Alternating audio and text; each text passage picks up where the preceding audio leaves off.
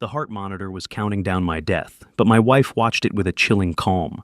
She leaned close, the scent of white lilies mixing with the contempt in her voice. "Look at yourself, Edward, an old lion rotting on a mountain of money. Don't make me stare at this pathetic version of you for another second." She smiled, convinced she had cornered a dying man. But she had no idea the button on my chest was recording every insult, the same words that would drag her from a luxury mansion straight into a dark prison cell. "Your presence here means more than you know. Tell me in the comments, what country or city are you from? Let's see how many corners of the world this story has reached." Note some elements of this story are fictional, added for narrative and educational purposes. Any similarity to existing names or locations is coincidental, but the lesson inside it belongs to all of us. The heart monitor beeped at exactly 11 counts per minute. I know because I counted them. When a man has nothing left but time and the faint burning ache behind his sternum, he counts everything: ceiling tiles, footsteps in the hallway, the measured percussion of a machine that has been assigned the task of announcing he is still alive. Room 412, Houston Methodist Hospital. VIP wing 12th floor. The kind of room that smells of fresh orchids and institutional antiseptic in equal measure, a combination I had come to associate over 3 weeks with the particular theater of serious illness. The orchids were Victoria's, white, cold, perfect. I had not touched the cards she sent with them. Outside the window, Houston was waking up in its slow coastal way, the skyline emerging from morning haze, steel towers catching the first flat light of a December dawn. I had watched this view every morning for 22 days. I had counted the buildings too. The diagnosis was not what occupied my mind. Acute myeloid leukemia, aggressive subtype. Dr. Raymond Cole had delivered it 11 days before my admission, sitting across from me in his office with his hands folded on the desk, the posture of a man who has rehearsed difficult conversations until they no longer frighten him, though they still cost him something. 6 to 8 weeks without a matched donor, he had said, and with one, a better odds, significantly. Then find one. He had looked at me for a moment. "Your HLA profile is unusual, Edward. We've run the national registry. No unrelated match." No unrelated match. I had filed that phrase away and said nothing. Not because I had accepted it, but because acceptance had never been my first response to an obstacle. What occupied my mind this morning was a phone call. 3 nights before my admission, 11:40 p.m.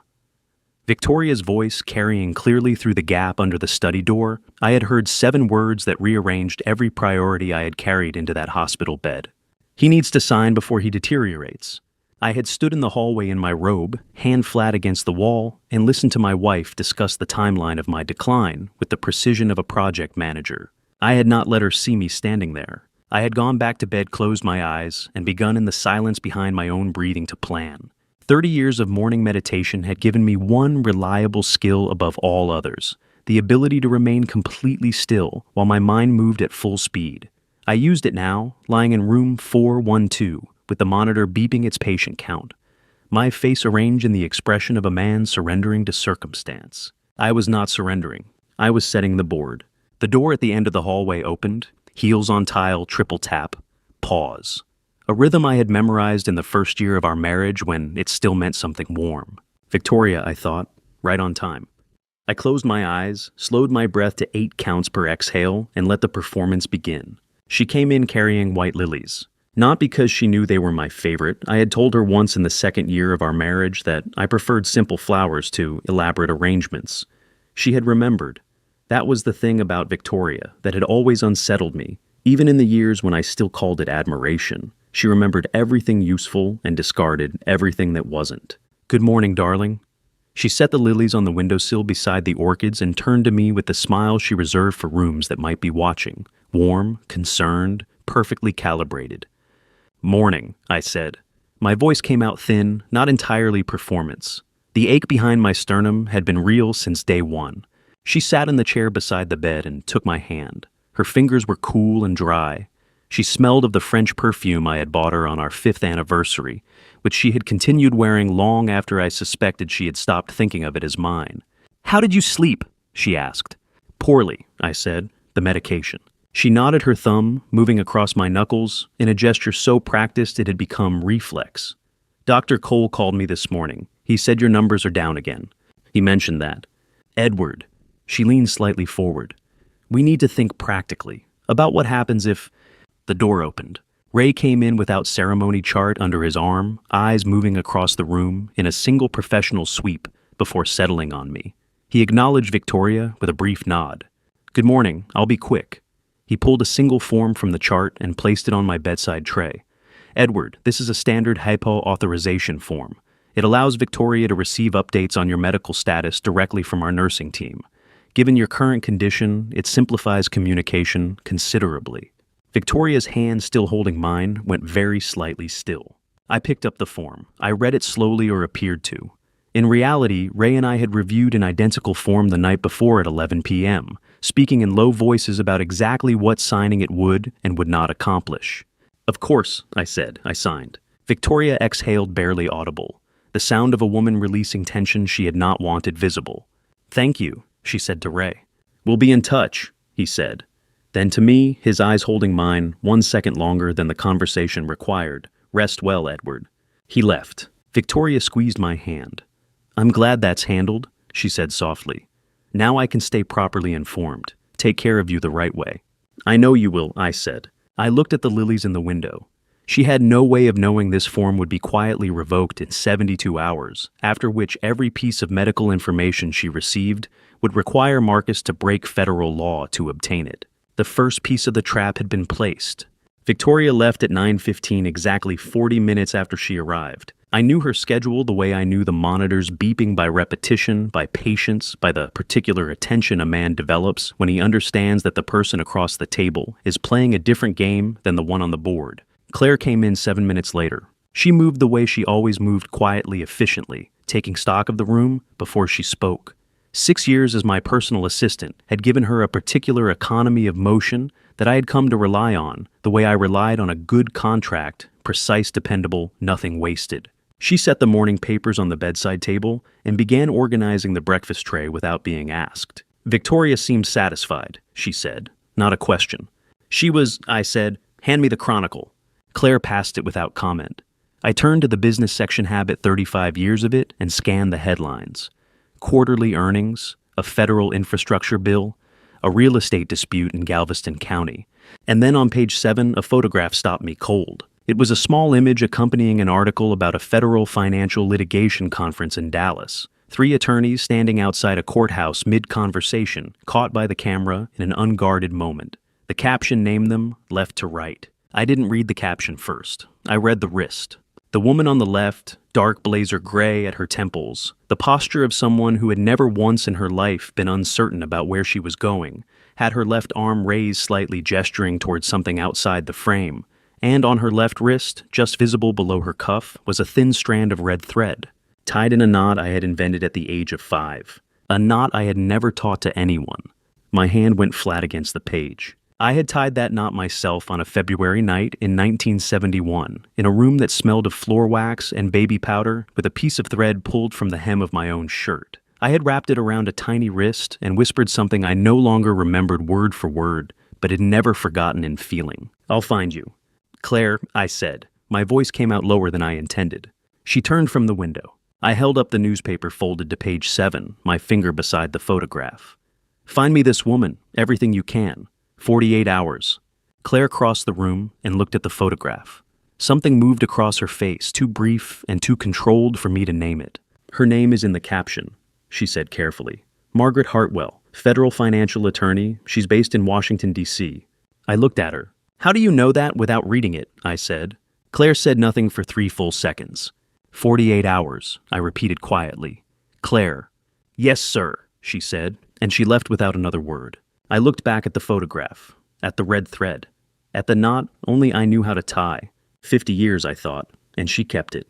The hospital went quiet after 10 p.m. Not silent hospitals are never silent, but the daytime frequency of footsteps and cartwheels and overlapping voices settled into something lower, more measured. The night shift had its own rhythm. I had learned it over 3 weeks the way I had learned everything useful in my life, by paying attention when no one thought I was.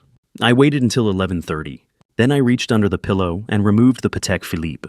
It was a 1987 model gold face cream dial, the kind of watch that announced itself without trying. Victoria had given it to me on our 10th anniversary, which I had always found faintly ironic given what it had become. I turned it over in my hands once, then set it on the bedside table face up, positioned at the angle most visible from the doorway. The Patek was a decoy. Inside its casing was a small RF transmitter, enough signal to register on a handheld detector, not enough to actually record anything. I had arranged this through a man named Doyle, a private security contractor Ray had used twice before on sensitive corporate matters, who arrived on day 9 dressed as a medical equipment technician and left 40 minutes later with nothing that wasn't already there. If Marcus swept the room, and I was certain he would, because Marcus was careful in the way that small, ambitious men are careful, he would find the watch, disable it, and leave, believing he had neutralized the threat. He would be wrong. The actual recording device was the third button on my hospital gown. A MEMS microphone circuit board, thinner than a playing card, cellular uplink to an encrypted server in Dallas. Claire brought a fresh gown every morning and took the previous one out in the laundry bag. Each evening in the parking structure on level 2, she transferred the day's audio files to the server. The arrangement was legal. I had confirmed this twice, once with Ray, once with Agent Briggs of the FBI's Houston field office, who had visited me on a Tuesday afternoon dressed as a hospital chaplain, and had reviewed the Texas one-party consent statute with the thoroughness of a man who intended to use the recordings in federal court. "Claire is present in the room during most of these conversations," Briggs had asked. "She is. Then she's a consenting party. Everything captured is admissible."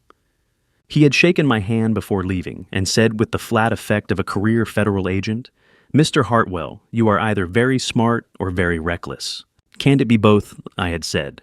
He had not smiled, but his eyes had. Now I lay in the dark and looked at the Patek on the table, the beautiful, useless, perfectly positioned decoy, and thought about Marcus running his detector across it and walking away satisfied. Let him find it, I thought. Let him think he's winning. I closed my eyes. Victoria thought she was visiting a dying man. She was walking into a courtroom. She thought I was asleep. That was the foundation of everything. Victoria's absolute certainty that the man in the bed was too medicated, too exhausted, too far gone to register anything beyond the next dose of painkillers. She had built her entire plan on that certainty. I had spent 30 years building companies on the miscalculations of people who underestimated me. This was no different. It was 11:30 p.m. on day 2 when she made the call. I had been lying still for 40 minutes, breathing at the rate Ray and I had discussed, slow, deep, the rhythm of genuine sleep. 30 years of meditation had made this effortless. I could lower my heart rate, relax every visible muscle, and keep my mind running at full speed simultaneously. The monitor confirmed what she needed to see, steady, slow, unremarkable. She moved to the sofa, in the corner of the room, turned her back to the bed, and pressed the phone to her ear. "It's me," she said, low, controlled. "He's out. Marcus." I recognized the pattern. She always opened that way with him. Economical. No names. "The authorization form is done," she continued. "Cole will update me directly from tomorrow." A pause while Marcus spoke. "No, we need both instruments, medical and financial. Walsh confirmed he can have them ready within 10 days. Another pause.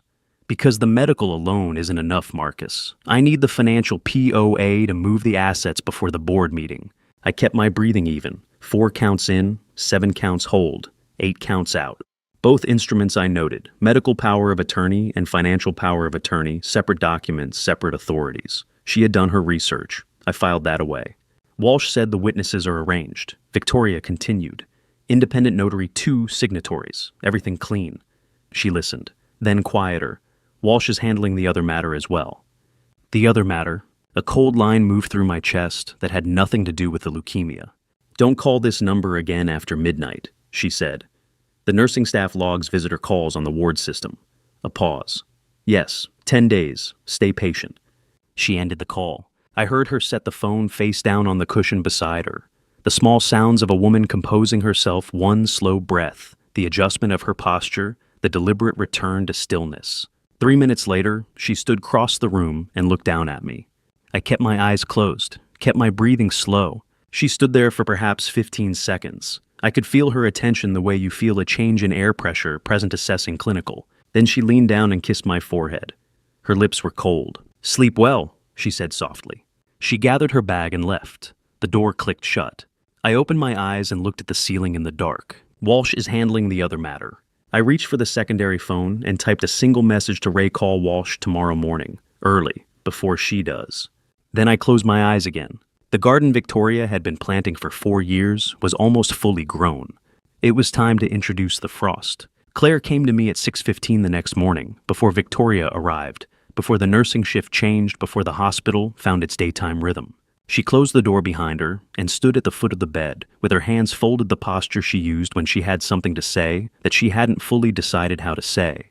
"Margaret Hartwell," she said, "federal financial attorney, IRS special counsel by contract. Based in Washington, D.C., she handles asset fraud and corporate embezzlement cases." She paused. "She's been doing it for 20 years. I watched her face. "How much of that did you already know before I asked?" Claire looked at the window. A long 3 seconds. "Most of it," she said quietly. "How long?" She reached into her jacket pocket and removed a photograph, small old, the edges worn soft with handling. She held it out. I took it. 2 children standing before a iron gate painted green. A boy, perhaps 5. A girl infant held in his arms. The photograph was black and white, but I knew with the certainty of someone recognizing his own history exactly what color the thread on the girl's wrist had been. My throat tightened. "Where did you get this?" I said. She gave it to me," Claire said. 2 years ago, when she sent me here." The room was very quiet. "She sent you?" I repeated. "She found you through a Golden Grill filing a federal case she was consulting on. She recognized the name Hartwell." Claire kept her eyes on the window. "She spent 8 months confirming it was you. Then she spent another 4 months deciding what to do about it." A pause. "She was afraid, Mr. Hartwell. She didn't know if you would want to be found." I looked at the photograph, at the boy holding the girl, at the thread. "Well, sir, so she sent you instead," I said. "She asked me to come work for you, to make sure you were her word safe, that you were someone worth approaching." Claire finally looked at me directly. "I've been here 5 years. I told her 6 months ago that you were. And she still didn't come." "No," Claire said. She was still afraid. I set the photograph down on the blanket between us. "Call her," I said. "Today. Tell her I need her help, both the medical kind and the legal kind." I looked up. "And Claire, tell her I kept looking too. For 50 years I kept looking." Claire picked up the photograph and carefully returned it to her pocket. "She'll want to hear that," she said. "I know," I said. "That's why I'm saying it. Quinn called me at 11 a.m. Not Briggs Quinn, that distinction mattered. Briggs collected evidence. Quinn built prosecutions. When Quinn called directly, it meant the machinery had advanced a stage. Gerald Quinn, Assistant U.S. Attorney, Southern District of Texas. His voice was flat and deliberate, the voice of a man who had trained himself not to let inflection reveal anything before he was ready. "Agent Briggs tells me you refuse to move on the penthouse footage." "It's correct," I said. "Walk me through your reasoning." "If you arrest now, Walsh disappears into a privilege argument for 8 months. Marcus takes a lesser plea before you build the full picture. Victoria's defense finds a procedural gap, and she walks in 36 months. I paused. "I don't want Victoria to walk in 36 months. "What do you want?" "Every layer on the record," I said. "The POA fraud, the asset transfers, medical tampering, all of it documented before a single arrest is made." I kept my voice even. "I want a jury to hear the full 4 years, not a summary." Quinn was quiet, the silence of a man arriving at an answer he had already run several times. "The penthouse footage alone gives us conspiracy to commit murder," he said. "That's a federal warrant today." "It is," I said, "and in 18 months after her attorneys finish with it, you'll have convictions on 2 of 6 charges. And if we wait, you'll have everything," I said. "Wire fraud, 43 documented asset transfers, medical tampering on camera, a cooperative witness inside our own legal team." I stopped. "Give me 3 weeks, Mr. Quinn." Another silence. Longer. 3 weeks, he said. "Nothing moves without my office knowing first." A pause. "One more thing. You need eyes inside that penthouse before the next meeting, not just audio video. If they discuss the medical modification on camera a second time, it closes every argument her defense will make about the first recording." "I know," I said. "I'm handling that today." "Yeah, how we A pen," I said. A brief silence. Quinn did not ask the follow-up question. "Keep Briggs informed," he said, and he ended the call. I typed a message to Claire. "I need a Mont Blanc pen. Black lacquer, identical to the ones already on Marcus's conference table. Tonight." Her response came in 4 minutes. "I know the model. I've been in that conference room. I'll have it by tonight." I read the message twice. She had been in his conference room. She had noted the pens on the table. She had filed it away and said nothing, waiting for the moment it would be needed. 6 years of that. 6 years of Claire moving quietly through every room that mattered, seeing everything, storing what was useful, asking nothing in return. I typed back, "Thank you, Claire." She didn't respond. She never responded to thank yous. She simply moved to the next thing that needed doing, which was, I had come to understand, its own kind of answer. The penthouse was on the 40th floor of a building 3 miles from the hospital. I knew this because Claire had followed Victoria there twice in the past week, quietly at a distance the way Claire did everything. The building had a rooftop bar visible from the highway. Marcus had leased the unit 18 months ago, 4 months after Victoria and I returned from our last trip together. I had noticed the timing later. At the time, I had noticed nothing. That was the version of me I was done being. Claire had placed the pen on Marcus's conference table 2 days before the meeting. Access had come through the building's facilities. Manager Claire had arranged a routine inspection visit under Golden Grill's corporate property division, which held a service contract with the building. She was inside for 11 minutes, a Mont Blanc black lacquer, identical to the 3 others already in the cup beside the notepad. Inside its barrel was a camera the size of a grain of rice transmitting to a receiver in Claire's bag in the parking structure below. I watched the feed from my secondary phone propped against the water pitcher on my bedside table. The meeting began at 2 p.m. Walsh arrived first, charcoal suit, briefcase the careful expression of a man who had not yet decided which side of a line he was standing on. Victoria came in 2 minutes later. Marcus poured wine without asking. "The documents," Victoria said, no preamble. Walsh opened his briefcase and laid 2 folders on the table. Medical power of attorney and financial and business power of attorney, both complete. Independent notary, 2 witnesses fully executable. He tapped the financial folder. "Once signed and filed, you have full authority over all corporate assets, transfers, and decisions." Victoria picked up the financial folder and turned pages with the speed of someone looking for specific numbers, not reading language. "Timeline," she said. 10 days to prepare Edward's signature," Walsh said. "Given his current condition, we present it as routine estate planning." Marcus leaned back in his chair. "And if he's not cooperative?" And Walsh chose his words carefully. "There are supplementary measures. A competency assessment from an independent physician, Dr. Howard Bellamy, has agreed to evaluate. If Edward's cognition is determined to be compromised, the court can appoint Victoria as legal guardian without his signature." Victoria set the folder down. "Good." Then Marcus said, "What about the other matter?" Victoria looked at Walsh. Walsh looked at the table. "A modification to his anticoagulant dosage," Walsh said quietly. "Subtle enough to appear as natural deterioration.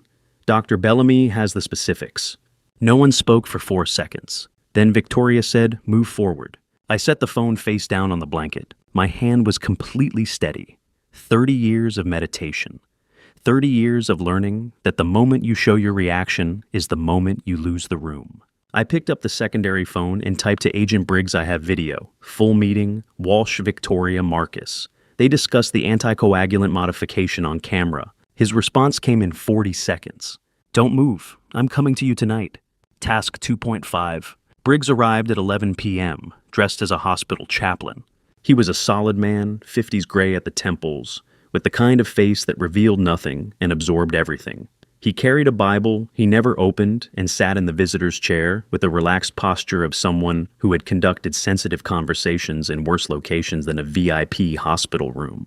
The video, he said. I handed him the secondary phone. He watched the penthouse footage without expression, all 14 minutes of it. Walsh presenting the folders, Victoria turning pages, Marcus asking about the other matter. The 4-second silence before Victoria said, "Move forward." When it finished, he handed the phone back. "That's conspiracy to commit murder," he said. "First degree, federal jurisdiction because the anticoagulant modification constitutes tampering with medical treatment across state licensed facilities." He paused. "We can arrest all 3 tonight." "No, my Sid." He looked at me. "Not yet," I said. "If you move now, Walsh disappears into his attorney's office, Marcus takes a plea, and Victoria walks out in 3 years on a technicality her lawyers will find before Christmas." I kept my voice level. "I want the full picture on the record, every layer, the POA fraud, the asset transfers, the sample tampering, all of it visible before anyone is arrested." Briggs was quiet for a moment. You're asking me to let a murder plot develop further before I stop it. I'm asking you to let it fully document itself, I said. There's a difference. Not always, he said. In this case, there is, I said. Because I'm still alive, Agent Briggs, and I intend to stay that way. The transplant will happen before they can execute their medical plan. I'll make sure of that. What I need from you is a wiretap authorization covering Victoria, Marcus, and Walsh.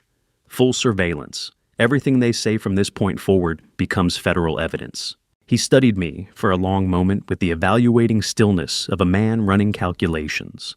The video alone gives us probable cause, he said finally. I can have the wiretap authorization from a federal judge by tomorrow morning. Good. And Walsh, he said. Where does he stand? He hasn't decided yet, I said. Give me until morning. I'll call him before Victoria does. Briggs stood, tucked the Bible under his arm, and looked at me with something that was not quite admiration, but was close enough to be interesting. Mr. Hartwell, he said, most people in your position would be focused entirely on surviving the illness. I am focused on surviving, I said. I'm simply being thorough about it. He almost smiled. I'll have the authorization by 6 a.m. He left. The door clicked shut. I lay back and looked at the ceiling. Tomorrow I would call Walsh and offer him the only thing Victoria couldn't weigh out. Task 2.6. I called Walsh at 5:50 a.m. He answered on the second ring, which told me he hadn't slept either. Edward. His voice was careful, neutral, the voice of a man standing at a crossroads in the dark. Donovan, I said. I watched the meeting yesterday, all 14 minutes. Silence.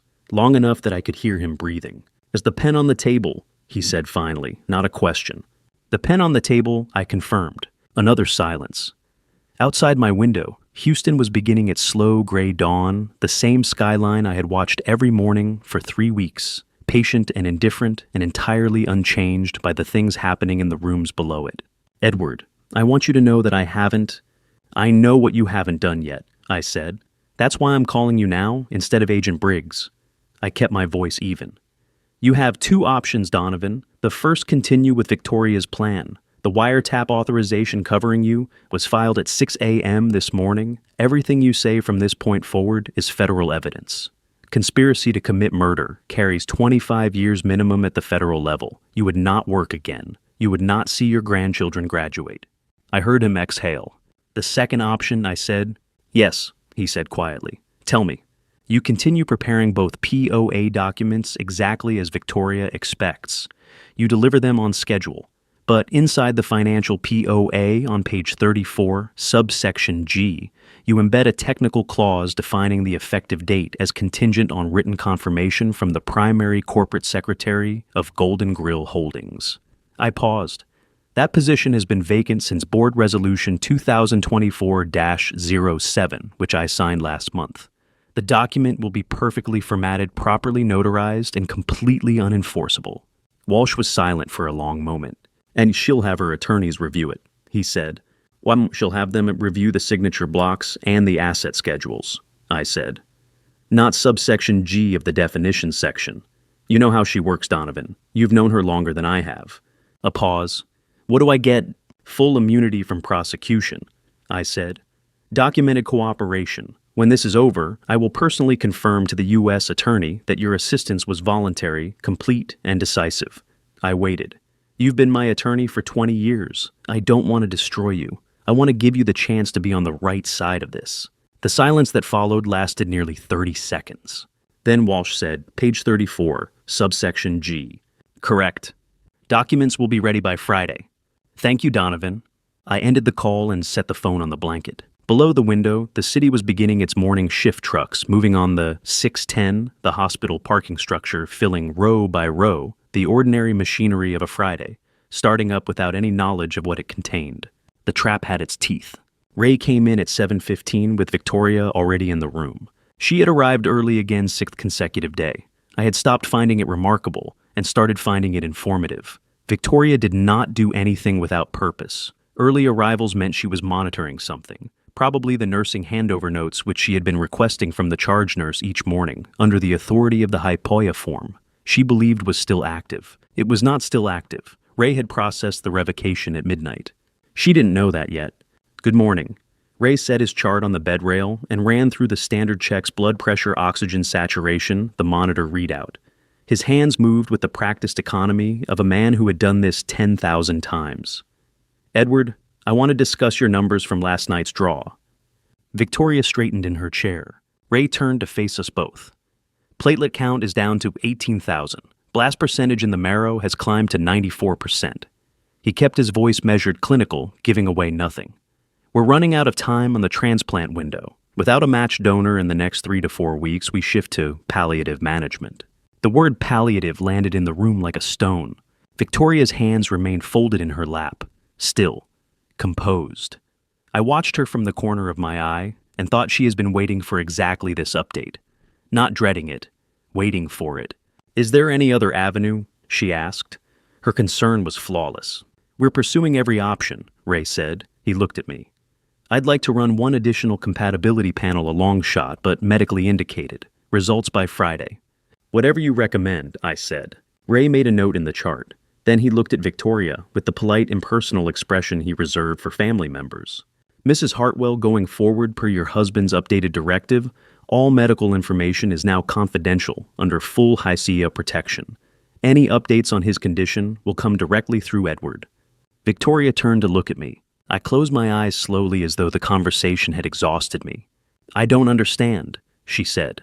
Her voice had not changed, only the tempo half a beat slower than usual. It's standard patient privacy protocol, Ray said pleasantly. Edward exercised his right under 45 CFR, section 164.522 last night. The authorization form from day one has been formally revoked. He capped his pen. If you have questions about his care, he's the appropriate person to ask. A silence. Then Victoria said very quietly, "Of course." Ray nodded and left. I kept my eyes closed. I heard Victoria pick up her bag. I heard her stand. I heard her cross to the window 4 steps and stop. She stood there for perhaps 20 seconds. Then she said to the window, to the Houston skyline, to no one in particular, "You seem tired today, Edward. I'll let you rest." Her heels clicked to the door. The door closed. I opened my eyes. From this moment forward, every piece of information Victoria received about my condition would require Marcus to break federal law to obtain it. The clock was running. Claire called at 4 in the afternoon. I had been watching the secondary phone since 3, not with anxiety, but with the focused attention of someone waiting for a specific piece to arrive so the next move can be made.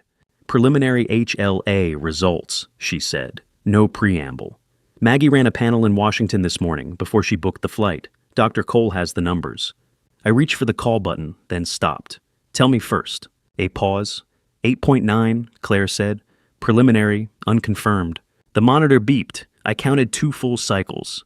8.9 out of 10. From a woman who had been wearing a piece of red thread on her wrist for 55 years, waiting for the right moment to walk through a door she had been standing outside of for a decade.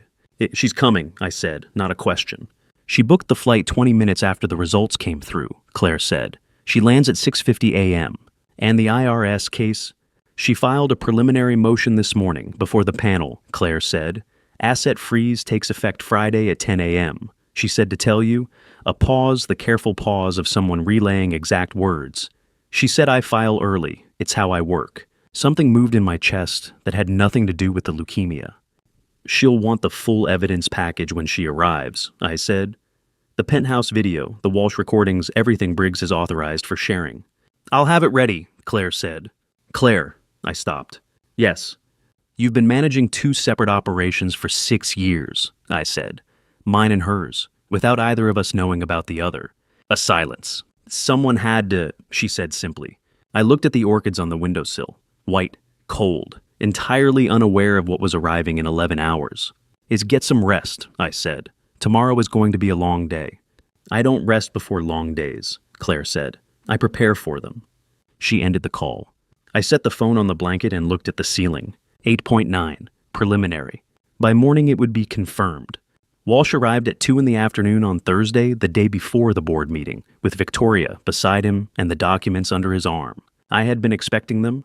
I had arranged my face accordingly, the particular expression of a man who is present but only barely, whose attention drifts at the edges, whose grip on the sequence of events is loose enough to be managed by people with better intentions than his own. Victoria set her bag on the visitor's chair and smiled at me. Donovan has the paperwork we discussed, darling. Just some routine estate planning, nothing complicated. Of course, I said. Walsh laid 2 folders on the bedside tray. He opened the first medical power of attorney, 31 pages, and walked through the key provisions with the unhurried clarity of a man who has explained legal documents to tired people for 30 years. Treatment decisions, end-of-life directives, the standard language of incapacity planning. I signed where he indicated, slowly, without question. He opened the second folder. Financial and business power of attorney, 47 pages, tabbed notarized 2 independent witness signatures already in place. This one covers corporate decisions, asset management, and any transfers or restructuring required during your period of incapacity. Walsh said, "It's comprehensive. Victoria would have full authority to act on Golden Grill's behalf." Victoria was watching me with the careful attention of someone monitoring a performance they have directed. I picked up the folder and began reading. Page 1, page 2. The asset schedule on page 8. I paused there, made a small sound of effort, turned the page. Page 15. The indemnification clause on page 22, which I read twice with the visible slowness of a man whose concentration is unreliable. Page 34. Subsection G. Definition of effective date and activation conditions. The language was immaculate. Walsh had embedded it with the precision of a surgeon, a single sentence grammatically consistent with everything around it, defining the instrument's effective date as contingent on written confirmation from the primary corporate secretary of Golden Grill Holdings, as designated by Board Resolution 2024-07, the position that resolution had eliminated. I read subsection G twice. Then I turned to page 35 and kept going. At page 47, I set the folder down and reached for the pen. "This is thorough," I said. "Donovan is always thorough," Victoria said. I signed. Clean, deliberate, the same signature I had put on 35 years of contracts. Walsh collected both folders and returned them to his briefcase with the careful movements of a man who understood exactly what he was carrying and why. "Get well soon, Edward," he said. "Thank you, Donovan." Victoria leaned down and kissed my cheek. "I'll be back this evening," she said. They left together. The door clicked shut. I looked at the ceiling. Page 34, subsection G. The document Victoria was carrying out of this room would never give her a single thing she wanted. The secondary phone rang at 10 p.m. Not a message, a call. Unknown number, Washington, D.C. area code. I had been waiting for it since Claire called me at 5 to say she's flying tonight. She'll call before she boards. I answered on the first ring. Edward Hartwell. A woman's voice. Clear, unhurried, with the particular quality of someone who had chosen every word before dialing. "Yes," I said. "This is Margaret." A pause. "Your sister." The room was very quiet. The monitor beeped. I counted 3 cycles without speaking, not from hesitation, but because 60 years of building things had taught me that some moments deserve more space than the instinct to fill them. "Maggie," I said finally. A breath on the other end. Small. Controlled. "Claire told me everything," she said. "The leukemia, Victoria, the FBI wiretap, Walsh, and the documents." Another pause. "I've been building an IRS case against Golden Grill's offshore transfers for 14 months. I didn't know it connected to you until 3 weeks ago when Claire gave me the full picture." "How much have you found?" I said. $42 million across 43 transactions over 4 years, she said. "Shell companies in Delaware and the Cayman Islands. The paper trail is deliberately complex, but not complex enough." A beat. "Edward, she's been planning this since before your diagnosis." I looked at the orchids on the windowsill. White, cold, perfect. "I know," I said. "I filed a preliminary IRS motion this morning," Maggie said. "Asset freeze takes effect Friday at 10 a.m. I wanted you to know before it hit her accounts." "You filed already." "I file early," she said. "It's how I work." Something moved in my chest, recognition perhaps, the particular satisfaction of meeting someone whose instincts match your own. "The HLA test," I said. "Claire mentioned you ran a preliminary panel." "In D.C. yesterday morning," she said. "Preliminary results show high compatibility. I need a full panel with your samples to confirm Ray Cole can run it when I arrive." A pause. "I'm at Dulles now, boarding in 40 minutes. You're coming tonight." "I've been trying to come for 10 years. She said quietly. "Tonight I'm actually doing it." I closed my hand around the edge of the blanket. "Maggie," I said. "Yes." "I named the company Hartwell so you could find me." I stopped. I want you to know that. The silence that followed was different from the ones before, and not careful, not calculated. Just full. Claire told me, she said. Her voice had changed, still controlled, but only just. She told me that was why. Then you knew before you called. Yes, she said, but I needed to hear you say it. The answer was always yes, I said. From the first day, whatever you were afraid to ask, the answer was always yes. She didn't speak for a long moment. I'll be there by 7 a.m., she said finally. I'll be awake, I said. Marcus came into the hospital at 2:17 p.m. on a Tuesday. I know the exact time because Claire was watching from the third-floor corridor camera, feeding the timestamp to her laptop in the parking structure below. She sent me a message when he entered through the stairwell door. He's in. Gray jacket, baseball cap, low. She did not need to tell me what he was looking for. I had been in MRI for the past 40 minutes, a scheduled scan arranged by Ray 2 days earlier, its timing not coincidental. The procedure gave Marcus 8 minutes in room 412 without me in it. We had mapped the window carefully. Marcus had mapped it too, which told me he had access to my medical schedule through someone on the hospital administrative staff. I filed that detail for Quinn. He moved to the bedside table first. The Patek Philippe was where I had left it, face-up positioned at the angle most visible from the doorway, the RF transmitter inside its casing, broadcasting its small patient signal. Marcus produced a handheld detector from his jacket. Consumer grade, the kind available online, adequate for what he needed. He swept the windowsill, the television mount, Victoria's chair, the ventilation register above the bathroom door, then the bedside table. The detector responded to the watch. Marcus picked it up, turned it over, and opened the back casing with a tool he had brought specifically for this purpose. He located the microcircuit. He removed it. He reassembled the watch and returned it to the table at precisely the angle he had found it.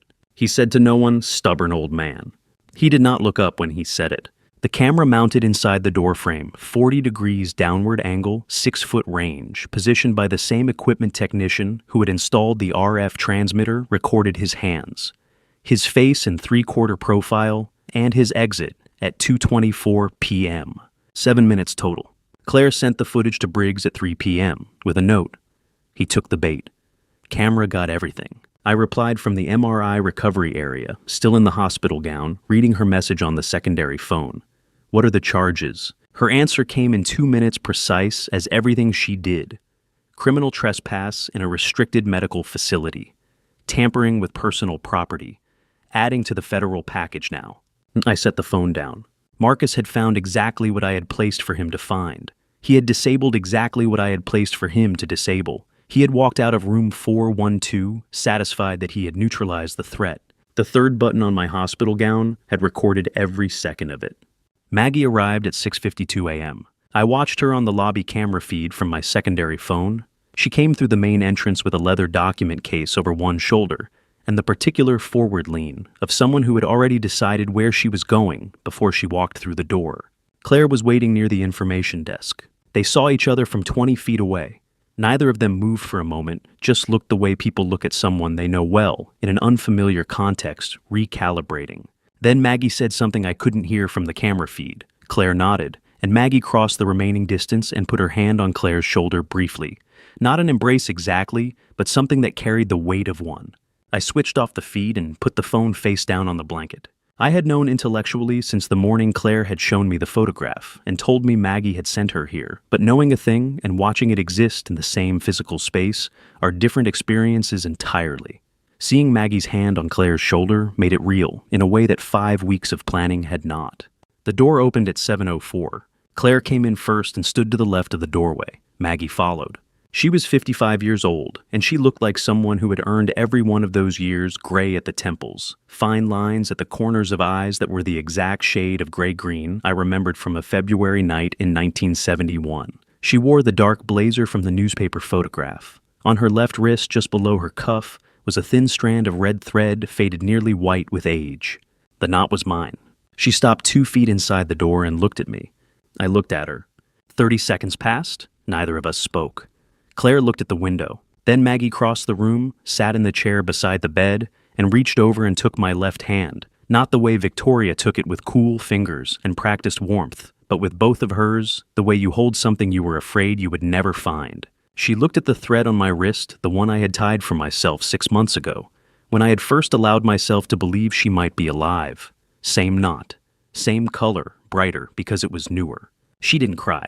Neither did I. "You look terrible," she said.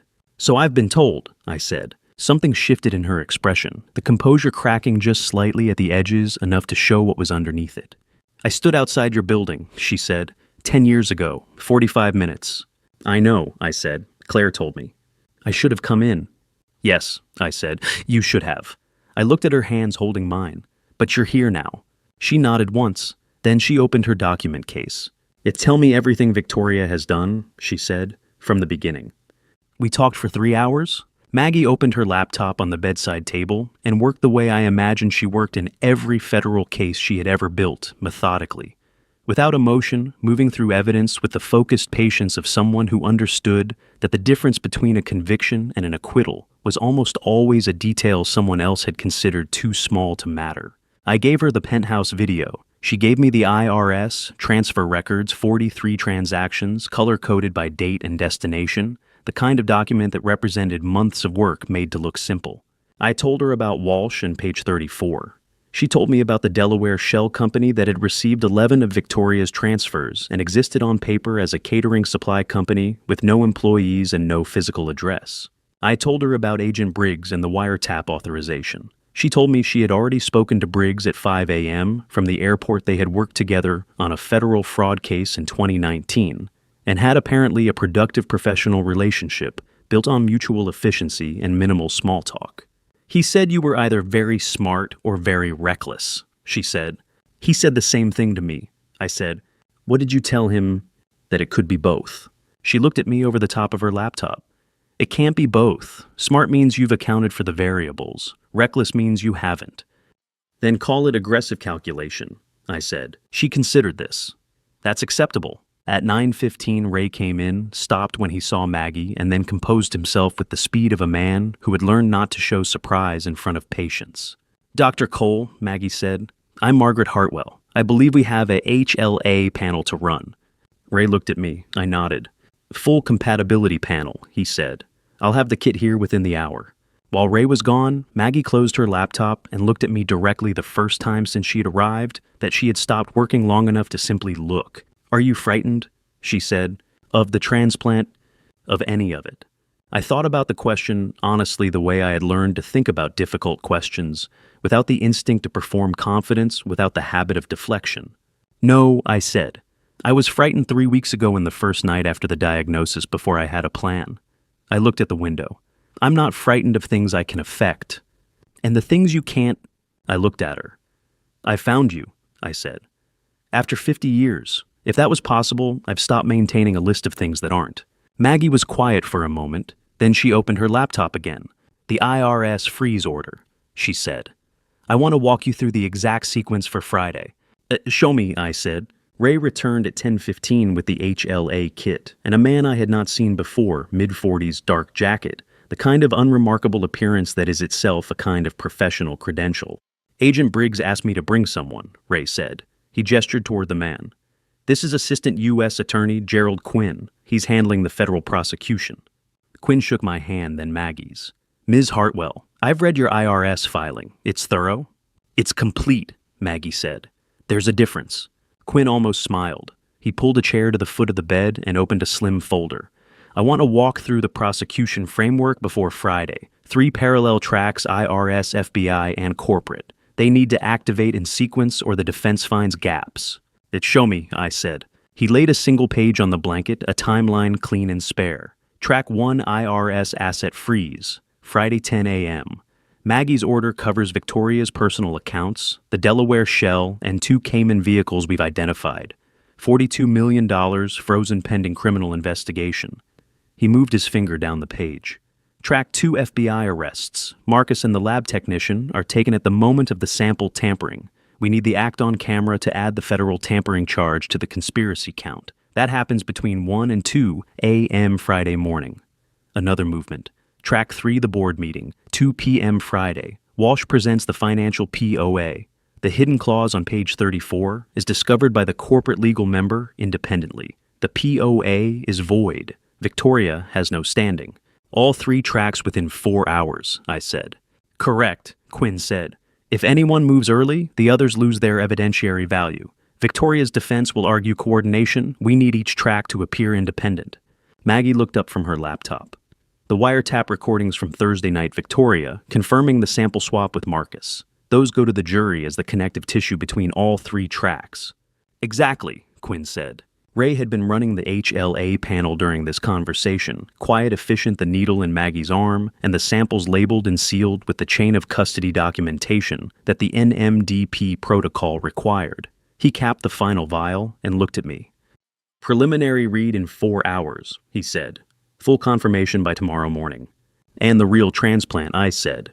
Wednesday night, he said, 12:30 a.m. or 2-level B2. Full team, full documentation, full NMDP filing. He paused. Friday's procedure is theater. Wednesday night is real. The room was quiet for a moment, the 4 of us holding the weight of what Wednesday night meant. Then Maggie closed her laptop, looked at Quinn, and said, Friday, all 3 tracks, simultaneous. Quinn nodded. Simultaneous. I looked at the window. 3 days. Then we're ready, I said. Victoria made her mistake at 3:17 p.m. on Thursday. The same Thursday, Walsh had delivered the documents at 9 a.m. The same Thursday the board had convened and left her empty-handed at 2 p.m. The day was not finished with her yet. She made it in the family waiting area, on the 12th floor, 20 feet from the nurse's station, 11 feet from the nearest FBI wire tap receiver, in full hearing of a conversation she believed was private. Because Marcus was standing close and speaking quietly, and she had always confused proximity with safety. I wasn't there. I heard it later from Briggs, who sent the transcript at 4 p.m., with a single line of annotation. This is your conspiracy to commit murder count, clean and complete. Marcus had asked about the timeline. The transcript recorded Victoria's response in full. The board meeting is Friday at 2, she said. Walsh confirms the POA is filed and executable. By the time they convene, it's done. And the other matter, Marcus said. The night shift technician confirmed. 1 a.m. Friday, he accesses the sample storage on level 3 and makes the substitution. The container goes into the OR Friday morning, labeled as the donor sample. Her voice was low and entirely steady. Within 48 hours of infusion, it presents as acute graft rejection, indistinguishable from natural complication. Bellamy will sign the death certificate, sexerent. Bellamy will sign whatever I tell him to sign. I set the transcript down. Victoria, Marcus said. If anything goes wrong, nothing will go wrong, she said. Edward is already failing. We're simply accelerating a process that has its own momentum. Another pause. Stop second-guessing. You weren't useful to me when you second-guessed things before, and you're not useful to me now. Marcus said nothing after that. Briggs called Maggie at 3:40. I was in the room when she answered, sitting in the chair beside my bed, with her laptop open, cross-referencing the IRS freeze order with Quinn's prosecution timeline. She'd listened for 90 seconds without speaking. Then, first-degree murder conspiracy, confirmed on wiretap. A pause. And Bellamy. Another pause. Get a warrant for Bellamy tonight. Separate charge conspiracy and falsification of medical records. She looked at me across the room. Do we have enough to move now? Briggs spoke. She listened. Hold, she said. We hold until Friday. All 3 tracks. She ended the call. I looked at her. She confirmed everything, Maggie said. The sample substitution, the timeline, Bellamy. She set the phone on the table. Briggs wants to arrest tonight. He has enough. We hold, I said. I told him that. She looked at me steadily. Are you certain? Because holding means Wednesday night's transplant has to be completely secured. If anything reaches that OR that shouldn't... Ray has the real sample in a separate secured unit, I said. The container on level 3 is saline. Marcus substitutes saline with poison. FBI captures it on camera. That's the tampering charge. Maggie was quiet for a moment. She called you a process with its own momentum, she said. And I heard, I said. How does that feel? I looked at the orchids in the window. Like confirmation. I said that I made the right decision 3 weeks ago. Ray's office at 11 p.m. was a different room than it was during the day. The overhead lights were off, just the desk lamp, casting a narrow cone of yellow light across the surface where Ray had spread the transplant documentation. Outside the window, the hospital's rooftop HVAC units ran their steady nighttime rhythm. The corridor beyond the door was quiet. I came in a wheelchair. Maggie walked beside me. Claire stayed in the hallway. Ray stood at the desk, hands flat on the documentation, and looked at us both with the expression of a man who had made his decision and was now simply executing it. Wednesday night, he said, 12:30 a.m. or 2-level B2. He walked us through it without preamble. The donor sample Maggie's cells collected in a separate stem cell harvest procedure, Tuesday afternoon under Ray's direct supervision, while the final HLA confirmation results were still being processed, was already in secured cryopreservation under chain of custody documentation filed with the NMDP. Ray had compressed both procedures into the same 12-hour window deliberately to close the timeline before Friday. Every step of the harvest had been logged, witnessed, and time-stamped. The transplant authorization was signed, the recipient consent documented, the surgical team briefed under the protected identity protocol that the federal warrant authorized. The procedure itself is standard, Ray said. 5 to 6 hours, full team. I've done this procedure 240 times. He looked at me. Your profile is good, Edward. The preliminary read was 9.4. Full confirmation this morning was 9.8. At 9.8, I said. Out of 10, he said. I've seen 3 scores that high in 20 years of practice. He paused. The graft will take. I looked at Maggie. She was looking at the documentation on Ray's desk with the careful attention she gave everything, reading the chain of custody form, checking the NMDP filing number, verifying the harvest timestamp against the storage log. The level 3 container, she said without looking up. The one Marcus will access Friday morning. Saline solution, Ray said. Properly labeled, properly stored, indistinguishable from a viable donor sample without laboratory analysis. He paused. Whatever Marcus substitutes into that container FBI captures on camera, the real sample never enters that room. And Friday's OR procedure, I said. Theater, Ray said. You'll be prepped, anesthetized, monitored. Everything visible from the observation window will be consistent with a bone marrow transplant procedure. What will not be happening is a bone marrow transplant because that will have already happened Wednesday night. He looked at me steadily. When you wake up Friday morning, the graft will be 36 hours old. The room was quiet. Maggie set down the chain of custody form and looked at her brother at me with an expression I had no name for and did not try to name. 9.8, she said quietly.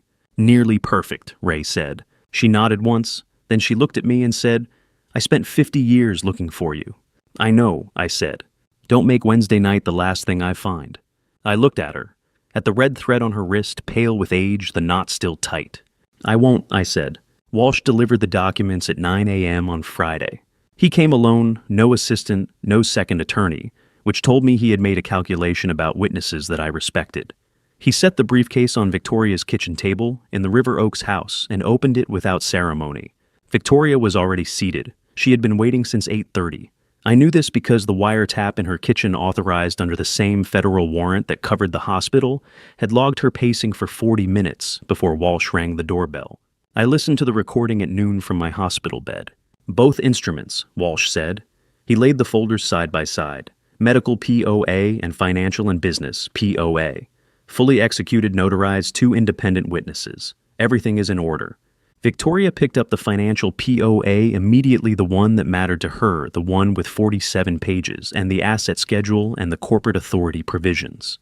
She turned to the signature block. She checked the notary stamp. She verified the witness signatures. She did not turn to page 34. This is clean, she said. Completely, Walsh said. She closed the folder, set it on the table with the particular care of someone handling something valuable. Then she opened her laptop, navigated to her banking interface, and transferred $200,000 to Walsh's firm account. For your discretion, she said. Walsh looked at the transfer confirmation on her screen. Thank you, Victoria. Don't thank me, she said. Just make sure this holds up on Friday. It will hold up, Walsh said. He was correct. It would hold up in exactly the way he and I had designed it to hold up, which was to say it would stand perfectly until the moment someone with corporate legal expertise turned to page 34, at which point it would collapse with the quiet completeness of a structure built on a foundation that was never there. Walsh closed his briefcase and stood. One more thing, Victoria said. She was still looking at the folder. When the board meeting convenes Friday, I want you present, in the room. Of course, Walsh said. I want someone there who understands the documents, she said. Who can explain them if questions arise. I'll be there. Walsh said. He left at 9:22. The wiretap logged Victoria, making 2 calls immediately after 1 to Marcus 1 to a number Briggs identified as Bellamy's private line. At 9:45, Walsh sent me a message on the secondary phone. Delivered. Page 34 intact. She checked the signature block and the notary stamp. Nothing else. I read it twice. Then I forwarded it to Maggie with a single edition wire transfer of $200,000 logged by FBI at 9:09 a.m.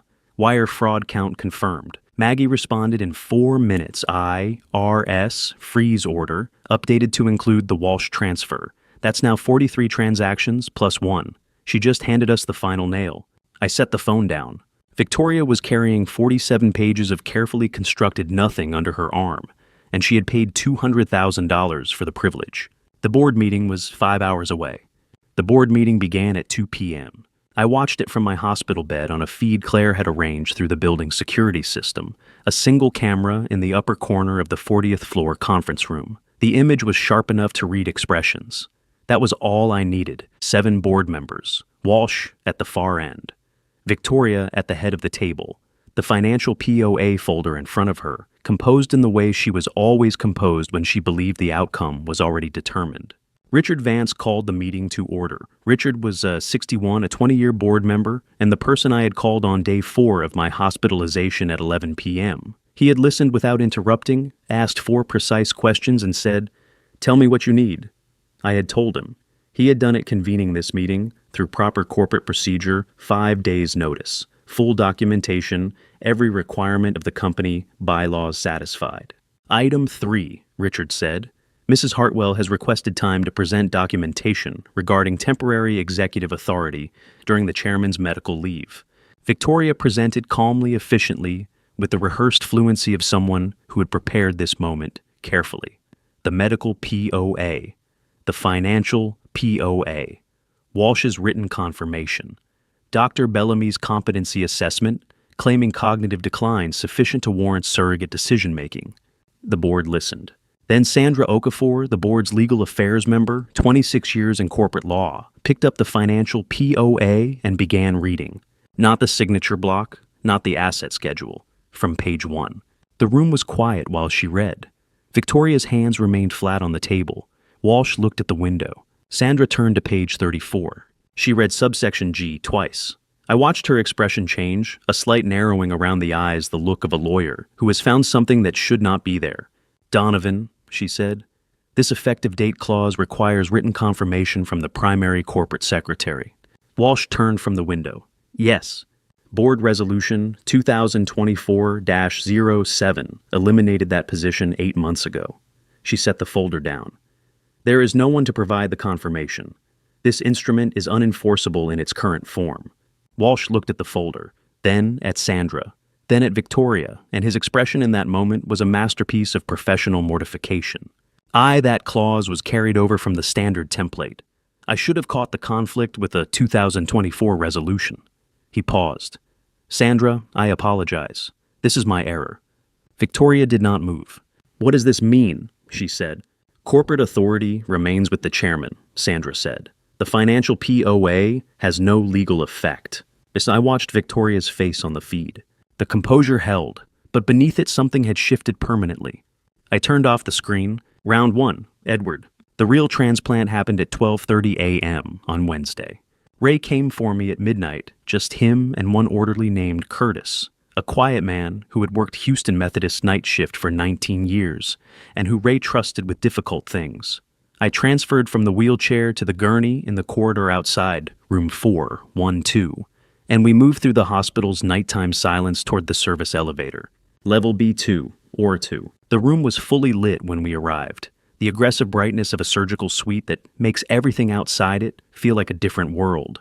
The team was already positioned anesthesiologists, 2 surgical nurses, a transplant specialist Ray had brought from MD Anderson under the Federal Protected Identity Protocol. They worked with the focused efficiency of people who had been briefed thoroughly and had no remaining questions. Maggie was in the anteroom in a surgical gown. She looked up when I came through the door. "How are you feeling?" she said. "Ready," I said. "Good." She stood. "I'll be here when you wake up." Ray appeared at my shoulder. "We need to move Edward." I looked at Maggie at the red thread on her wrist, visible below the surgical gown's cuff. She had not taken it off. I thought about the night I had tied it 55 years ago, in a room that smelled of floor wax and salt air, around a wrist smaller than my 5-year-old hand. Maggie, I said, yes, when this is over all of it, I want to go back to Galveston. She looked at me steadily. To where St. Augustine was... The building is gone, I said. But the address is still there. She nodded once. We'll go, together. Ray touched my arm. I lay back and let them wheel me into the surgical suite. The anesthesiologist introduced himself. I appreciated the formality. He explained the sequence clearly. I told him I had 30 years of breath control training. He said that was interesting, and administered the anesthetic anyway, which was the correct professional decision. The last thing I registered before the room went away was the overhead surgical light, a wide, flat circle of white that left no shadows anywhere. I woke at 6:40 a.m. The pain was different from the leukemia's burning, cleaner, rawer.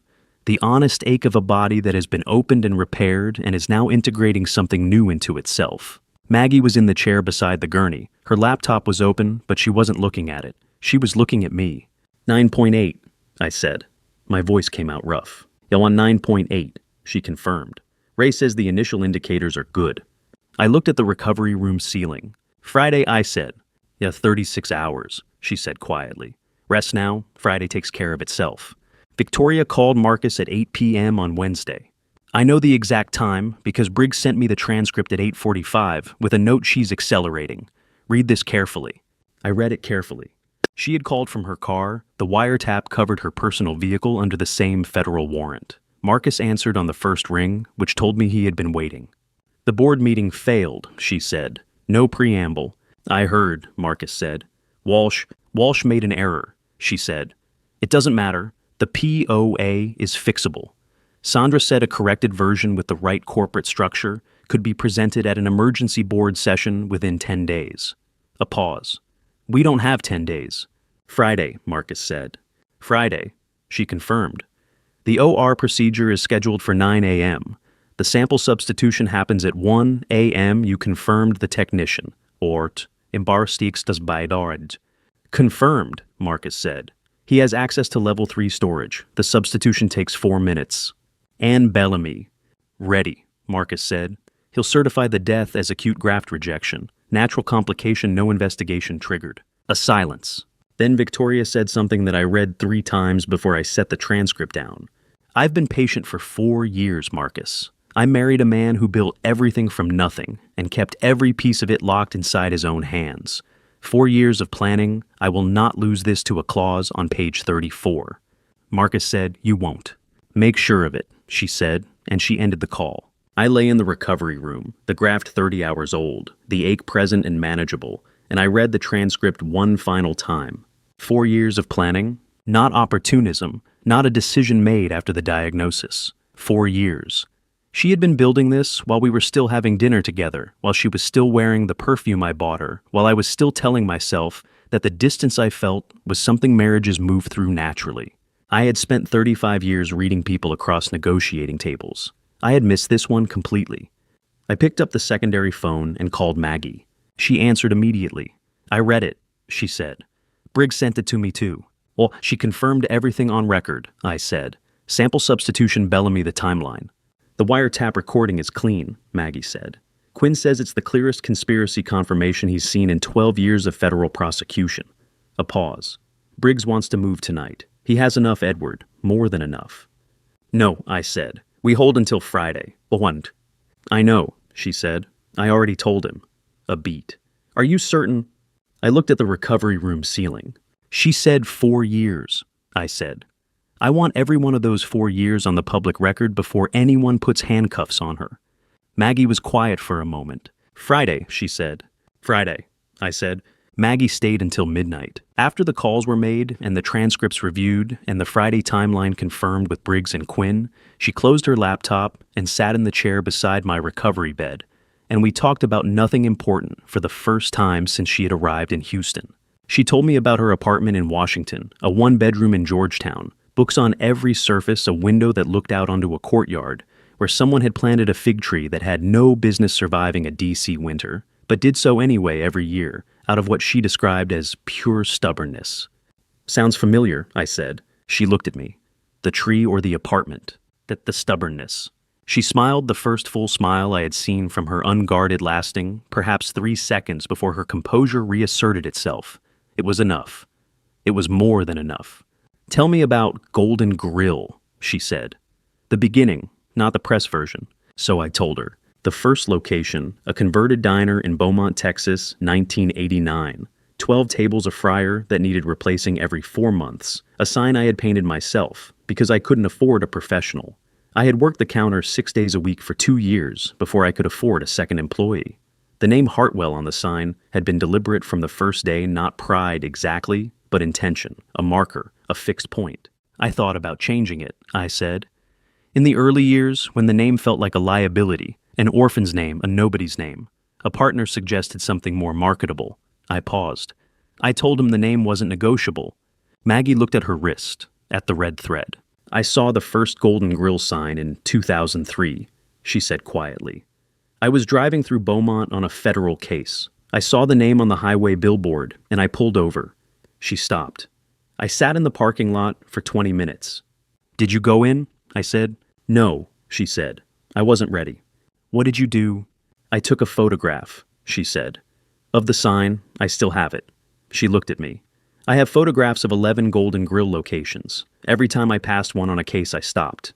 I looked at the ceiling. 11 locations. 11 times she had pulled over on the side of a highway or into a parking lot and sat with the evidence that I existed and had not gone away. As Maggie, I said. I know, she said. I should have come sooner. I've already accepted that.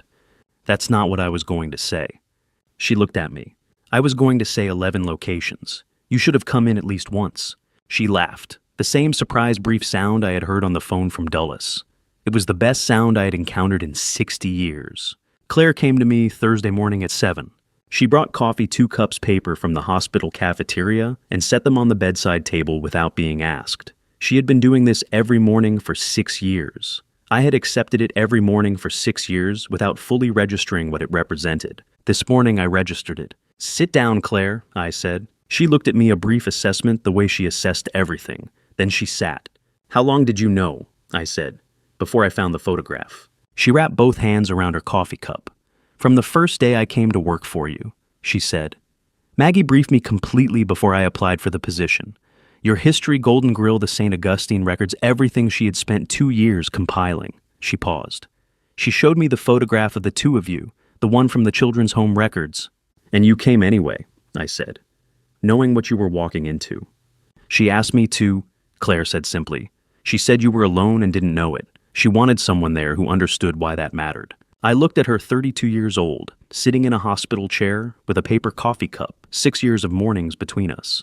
5 years, I said. You said nothing. Maggie said to wait for the right moment. She looked at her coffee. I thought the right moment would be obvious when it arrived. She was correct. What was she afraid of? I said.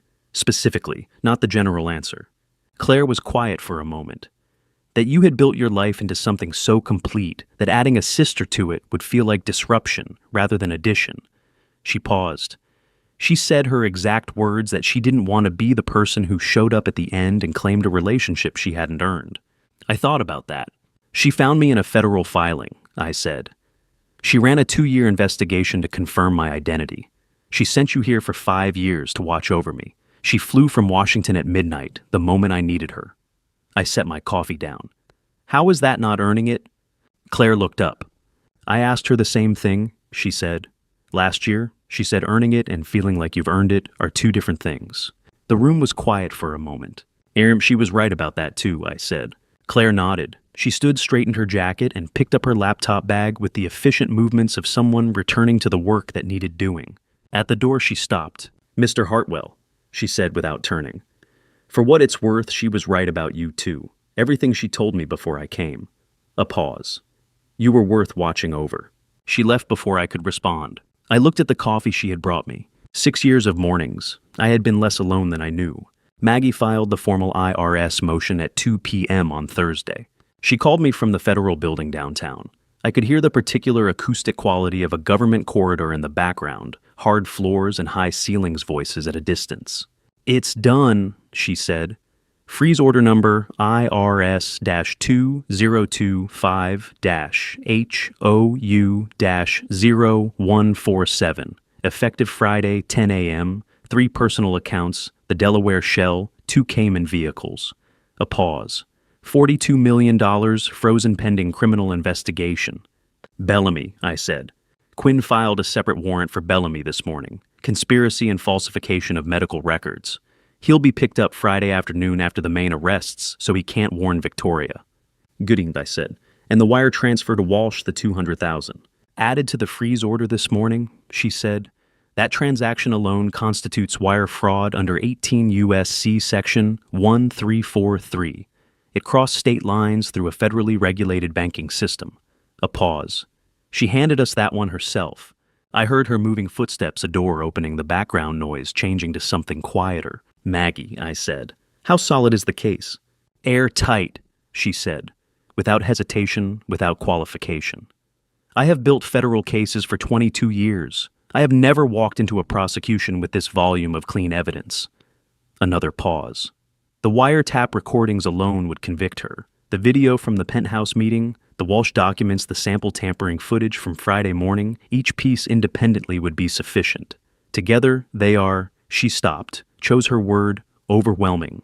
And Marcus's plea, Quinn expects him to approach by Saturday at the latest, she said. Once he's arrested and the charges are read to him, he'll calculate the math within 24 hours. 40 years, federal versus cooperation. He's not loyal to Victoria, he never was. He's been recording her for his own protection since the beginning. I know, I said. That's why I let him keep recording. A brief silence. You knew about his camera in the penthouse, she said. I suspected, I said. A man like Marcus doesn't enter a conspiracy of this scale without an exit strategy. His exit strategy was always the same thing Victoria's, was documentation of the other person's culpability. So you let them record each other, Maggie said slowly. And I recorded both of them, I said, through the FBI wiretap that neither of them knew existed. Another silence longer this time. Edward, she said. Yes. I want you to know something. Her voice shifted, still precise, but underneath the precision, something unguarded. I spent 22 years building cases against people who thought they were untouchable. I have never once in all that time felt what I feel about this particular case. What do you feel? I said. And satisfied, she said. Completely and entirely satisfied. I looked at the orchids on the windowsill. Tomorrow, they would be the last thing Victoria ever chose for this room. Tomorrow, I said, 10 a.m. 10 a.m., she confirmed. Marcus arrived at level 3 storage at 1:17 a.m. on Friday. I know the exact time because Briggs sent me the FBI camera footage at 9 a.m. 4 angles, full-color timestamp, in the lower right corner of each frame. I watched it twice on the secondary phone, while Maggie sat in the chair beside me, reviewing Quinn's final prosecution brief. Marcus came with a lab technician, a man named Gerald Toft, 34 night shift, who had been accepting monthly deposits from an account registered to a shell company Victoria controlled since the previous spring. Toft used his access card on the storage room door. Marcus followed him in. They moved directly to the sample refrigeration unit, no hesitation, no searching. Toft had clearly memorized the location in advance. He opened the unit, located the container labeled Hartwell E, donor sample NMMDP chain of custody, and removed it. Marcus opened the bag he was carrying and produced a second container, identical labeling, identical dimensions. Inside it was the immunosuppressant solution that Bellamy had prepared, concentrated enough according to the toxicology report Quinn had obtained from an independent expert to cause acute systemic failure within 48 hours of infusion. Presented as graft rejection in a leukemia patient, it would require a detailed forensic investigation to distinguish from natural complication. Toft made the substitution, 38 seconds.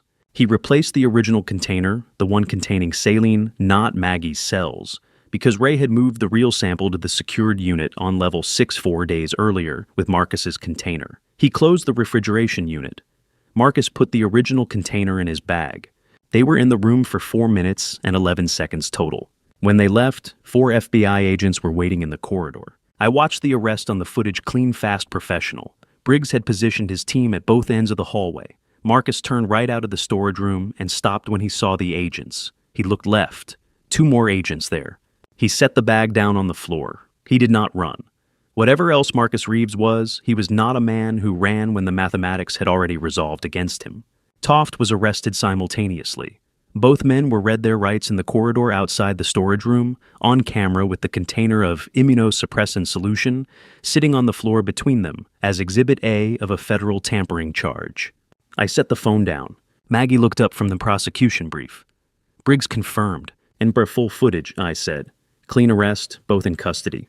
She nodded once and returned to her reading. I looked at the ceiling. The graft was 44 hours old. The transplant that Marcus believed he had just prevented had happened 2 days ago in a room he never knew existed. He had substituted saline with poison. He had handed federal agents the final charge on his own indictment. 3 hours until 10 a.m. I wrote the letters at 3 a.m.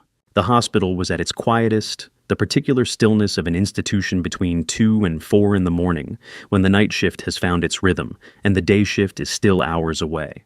I had asked Claire to leave a notepad and pen on the bedside table before she went home. She had left them without asking why. I wrote 3 letters by hand. My handwriting was worse than usual. The graft and the medication made my fingers slightly unreliable, but legible. I had always believed that handwritten letters carried a weight that typed documents couldn't replicate. 35 years of contracts had not changed that belief. The first letter was for Claire, 6 years of mornings. I looked past you for most of them, not because you weren't visible, but because I had trained myself to look past people who were consistent. Consistency, I told myself, was infrastructure. I was wrong. You were not infrastructure. You were the steadiest thing in a room full of things designed to move. I am sorry it took a hospital bed for me to see the difference. Thank you for staying anyway. The second letter was for Maggie. You gave me bone marrow. You gave me 55 years of red thread. You gave me a sister who showed up with a federal case file and a laptop, and the particular efficiency of someone who had been waiting to be useful for a very long time. I don't have language adequate to the thing you gave me, so I'll say only this: the answer was always yes. It always will be. The third letter took longest. Not because I had more to say to Victoria, I had less, but because the things I had less to say required more precision than the things I had more to say. I loved you. That is not a performance or a strategy or a component of anything I planned in room 412. It is simply true, and I wanted you to have it in writing because I think you stopped believing it somewhere in the 4 years you were planning this, and I want the record to be accurate. I loved you. You chose something else. I understand the choosing, if not the choice. I grew up with nothing, and I know what the fear of returning to nothing can do to a person's decisions. I hope the years ahead give you something real to hold on to. I mean that without irony. Edward, I sealed all 3 letters in envelopes Claire had left with the notepad. Then I turned off the bedside lamp and lay in the dark.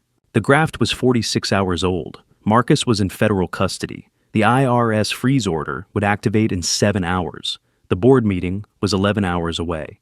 I had done everything I could do from a hospital bed. I closed my eyes. For the first time in 6 weeks, I did not need to count anything. Friday arrived the way important days always do, without announcement, indistinguishable from any other morning until you remember what it contains. Ray had moved me back to room 412 by Thursday evening. The graft was 36 hours old. To anyone checking the ward record, I had never left. I was awake at 5:30. The graft was 48 hours old, and the ache had shifted less sharp, more diffuse, the feeling of something settling into place rather than something being done to you.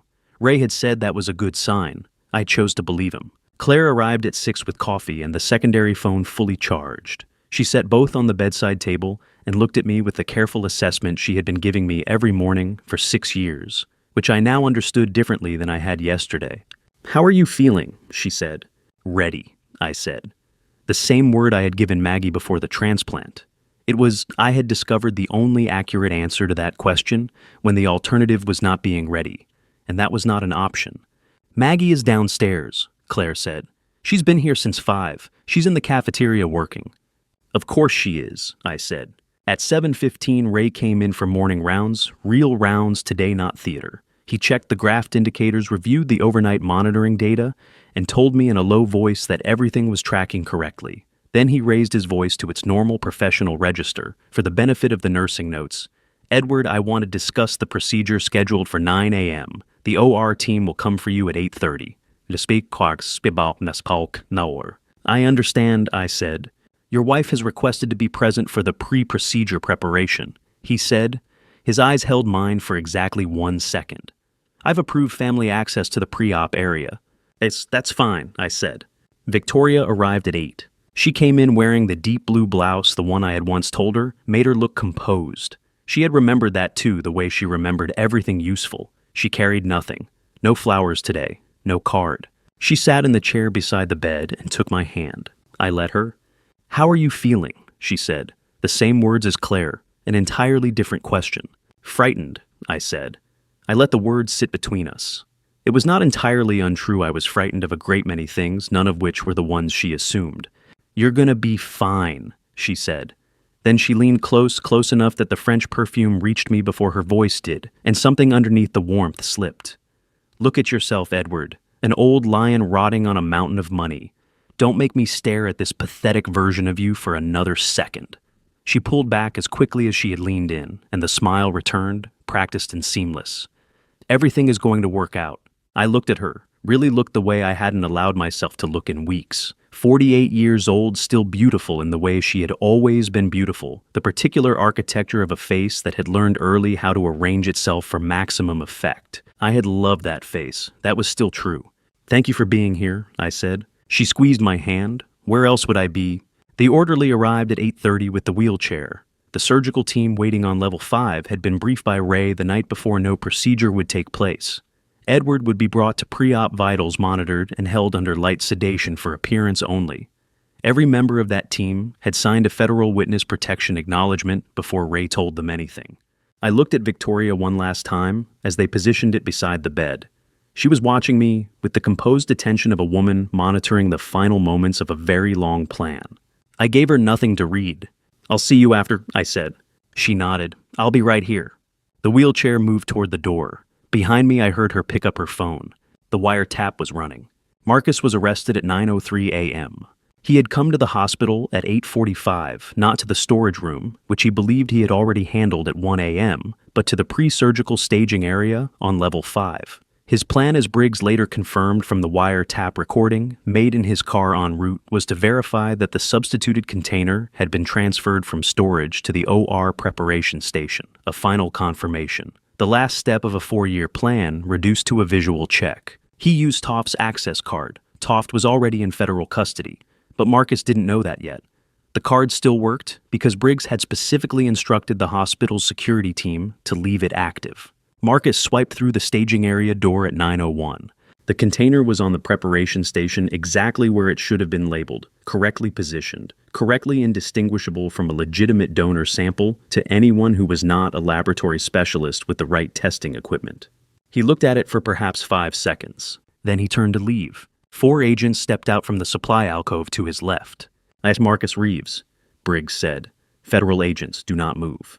I watched the footage later, the moment Marcus registered what was happening. It took approximately 2 seconds. His eyes moved from Briggs to the 3 agents flanking him, to the door behind him, where 2 more agents were now visible. His hand, which had been reaching toward his jacket pocket, stopped moving. He was whatever else he was, a man who understood mathematics. He raised both hands. Briggs read the charges clearly on camera in the fully lit staging area of a federally regulated medical facility. Conspiracy to commit first-degree murder, tampering with biological specimens with intent to cause death. 18 U.S.C. Section 1365. Criminal trespass in a restricted medical facility. Criminal HIP BAA violation. Wire fraud. Conspiracy to commit corporate fraud. 6 federal charges. Combined sentencing exposure, 40-plus years. Marcus said nothing during the reading. He looked at the floor with the particular stillness of a man running internal calculations at speed. When Briggs finished, Marcus looked up. "I want to speak to a prosecutor," he said. "Not a defense attorney, a prosecutor. I have something to offer." Briggs looked at him for a moment. "You'll get that opportunity." They cuffed him and walked him out through the service corridor, away from the main hospital traffic, away from cameras, away from Victoria, who was at that moment sitting in room 412, waiting for news from a surgical procedure that was not happening. At 9:07, my secondary phone buzzed. "Briggs Reeves in custody. Clean arrest. He's already asking for a deal." I read the message once, then I typed back, "Tell Quinn to let him wait 2 hours before he meets with him. Let him think about math." Briggs understood. I set the phone down. One down. Marcus waited 90 minutes. Quinn told me later that he had sat in the federal holding room with his hands flat on the table and his eyes on the wall, working through something internally with the focused concentration of a man doing arithmetic that kept coming out the same way no matter how many times he ran it. At 10:35, he asked for Quinn by name. Quinn entered the room, alone, no assistant, no recording equipment visible, though the room itself was wired under standard federal procedure. He set a single folder on the table and sat down. "You asked to see me," Quinn said. "What am I looking at?" Marcus said. "Realistically." 6 federal charges, Quinn said.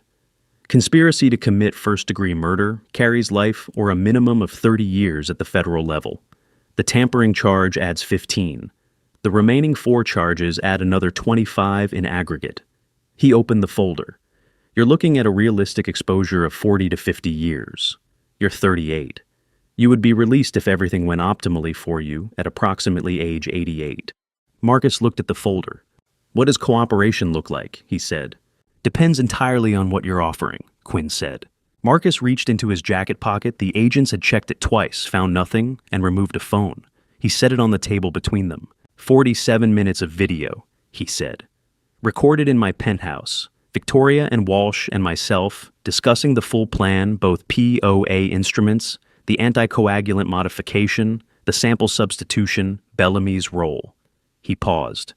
Her voice, her words, her instructions. Not summaries, not my account of events. Her actual voice giving actual orders. Quinn looked at the phone. "Why did you record it?" he said. "Because I'm not stupid," Marcus said. "Victoria needed me to be her instrument. Instruments get discarded when the job is done. I wanted insurance." He looked at Quinn steadily. "She would have given me to you eventually. I decided to give myself to you first on my own terms." Quinn picked up the phone. He reviewed the first 4 minutes of the footage, enough to confirm content, not enough to suggest he was eager. He set it back down. "Full cooperation," he said. "Complete testimony. Every communication, every meeting, every instruction Victoria gave you. Written and verbal. Grand jury and trial." He paused. "In exchange, the first-degree murder conspiracy charge is reduced to accessory to attempted murder. Sentencing recommendation of 8 to 12 years under federal guidelines. Possibility of parole consideration at 6. Marcus looked at the table. 8 years, he said. Against 50, Quinn said. "You do the math." A silence. "I've been doing the math since 9 a.m., Marcus said. He pushed the phone across the table. "You have a deal." At 11:15, Maggie called me. "Marcus took the plea," she said. "Quinn has the video." I closed my eyes. "Is it enough?" I said. "It was always enough," she said. "Now it's overwhelming." Before I show you the moment, Victoria finally came face to face with everything she never saw coming. Comment "I'm here" below. I want to know who stayed for this part. Quick note, some details in this story are fictional, shaped for narrative purposes. If you'd rather step away now, this is your moment, otherwise stay close. What happens next changes everything. Briggs came in at 10:35 with 2 agents. He crossed the room, without hurry, the measured pace of a man who has arrived at the conclusion of something and intends to handle it with the professionalism the moment requires. He acknowledged me with a brief nod. He acknowledged Maggie. He looked at Victoria. "Victoria Hartwell," he said. "I'm placing you under arrest." He read the charges clearly, and without inflection, the way federal agents read charges not for drama, but for legal precision, because every word spoken in this moment was part of the record. Conspiracy to commit first-degree murder, corporate fraud, document forgery, wire fraud, under 18 U.S.C. Section 1343, criminal HIP AA violation, embezzlement of corporate assets. 6 charges. The combined federal sentencing recommendation, as Quinn had calculated it, was 20 to 25 years. Victoria stood still throughout the reading. Her hands were at her sides. Her posture remained what it had always been, composed upright, the bearing of a woman who had decided long ago that how she appeared was something she could always control, even when everything else was gone. When Briggs finished, she extended her wrists. One of the agents stepped forward with the handcuffs. The sound they made closing was very small in the quiet room. Briggs touched her arm not unkindly and moved her toward the door. The 2 agents followed. At the threshold, Victoria stopped. She turned and looked at me across the room. I was standing beside the window, one hand on the sill, the Houston skyline, visible behind me in the flat Friday light. She looked at me for a long moment. "You won," she said. Her voice was low, not bitter, simply accurate. The statement of a woman who respected the outcome even if she could not accept it. I looked at her. There were things I could have said. I had written some of them in a letter at 3 a.m. and sealed them in an envelope that was sitting in the drawer of the bedside table. But this was not the moment for those things. This moment belonged to the record, and the record did not need anything from me. "I didn't want to win," I said. "I wanted to survive." She looked at me for one more second, then she turned and walked through the door. I listened to the sound of her heels on the corridor tile, triple tap, paused the rhythm I had memorized in the first year of our marriage until the elevator took it away. The room was very quiet. Maggie came and stood beside me at the window. Claire stood near the door.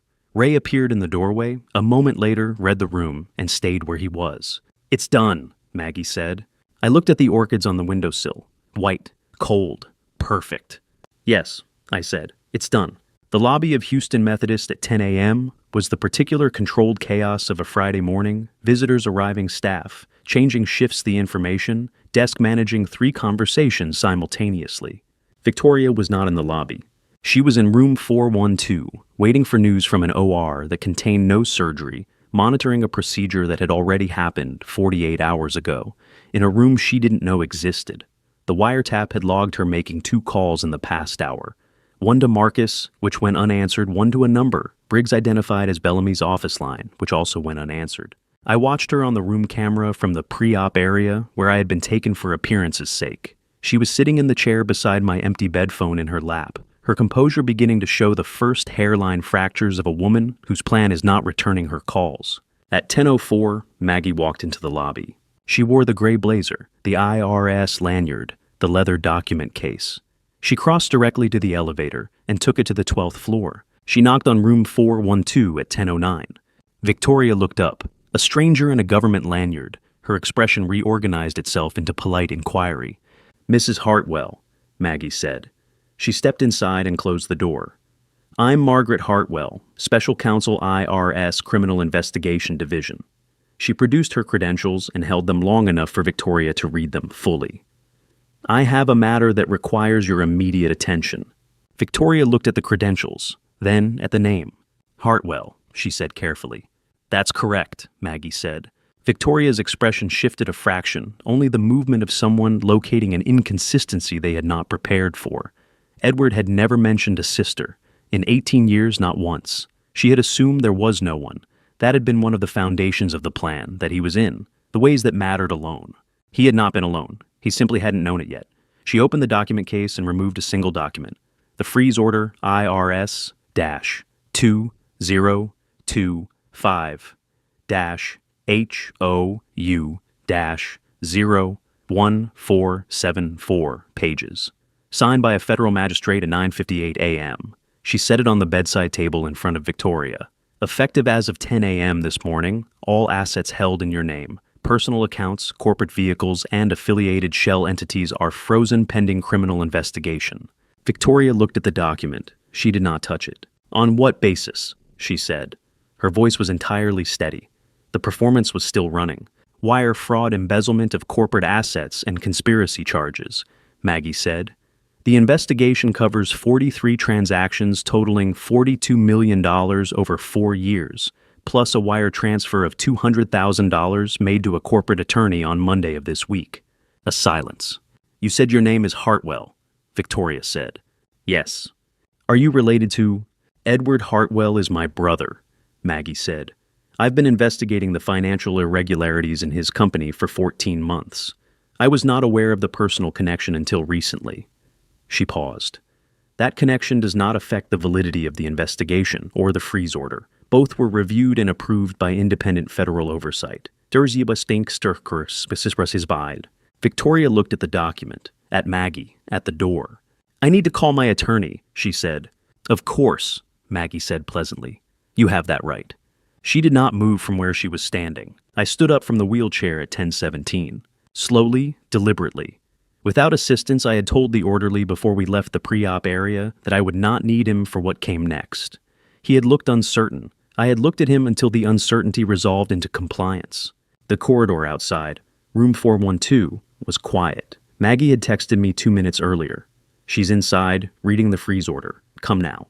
I walked to the door and opened it. Victoria was standing beside the bed with the freeze order in her hand and her phone pressed to her ear. She turned when the door opened. She saw me upright, moving without assistance, wearing the hospital gown, but standing with the posture of a man who had never been as diminished as she believed.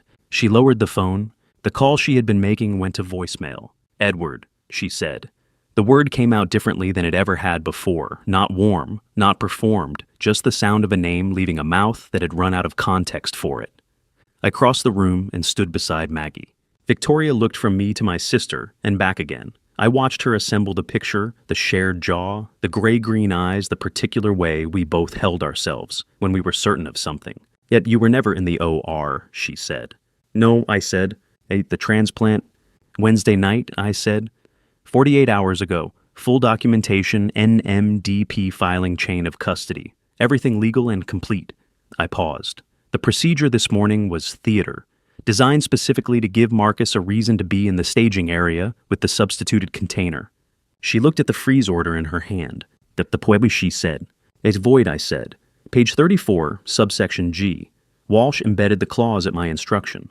The document you filed at the board meeting yesterday had no legal effect from the moment it was signed." "Walsh," she said. "Not a question, a calculation completing itself." "Walsh cooperated fully," I said, "as did Marcus as of approximately 40 minutes ago. He provided 47 minutes of video recorded in his penthouse, your voice, your instructions, your plan in its entirety, in exchange for a reduced plea agreement." Victoria set the freeze order on the bedside table.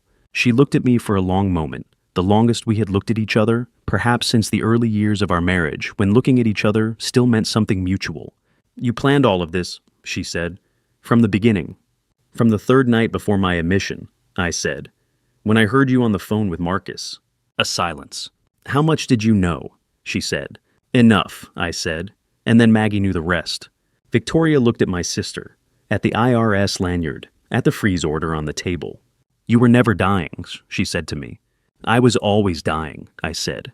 "I simply refused to do it on your schedule." Claire was in the hallway with her phone. She had been there since 10:05, positioned near the nurse's station, with the particular invisibility she had perfected over 6 years present, but unremarkable, the kind of person a room full of people looks past without deciding to.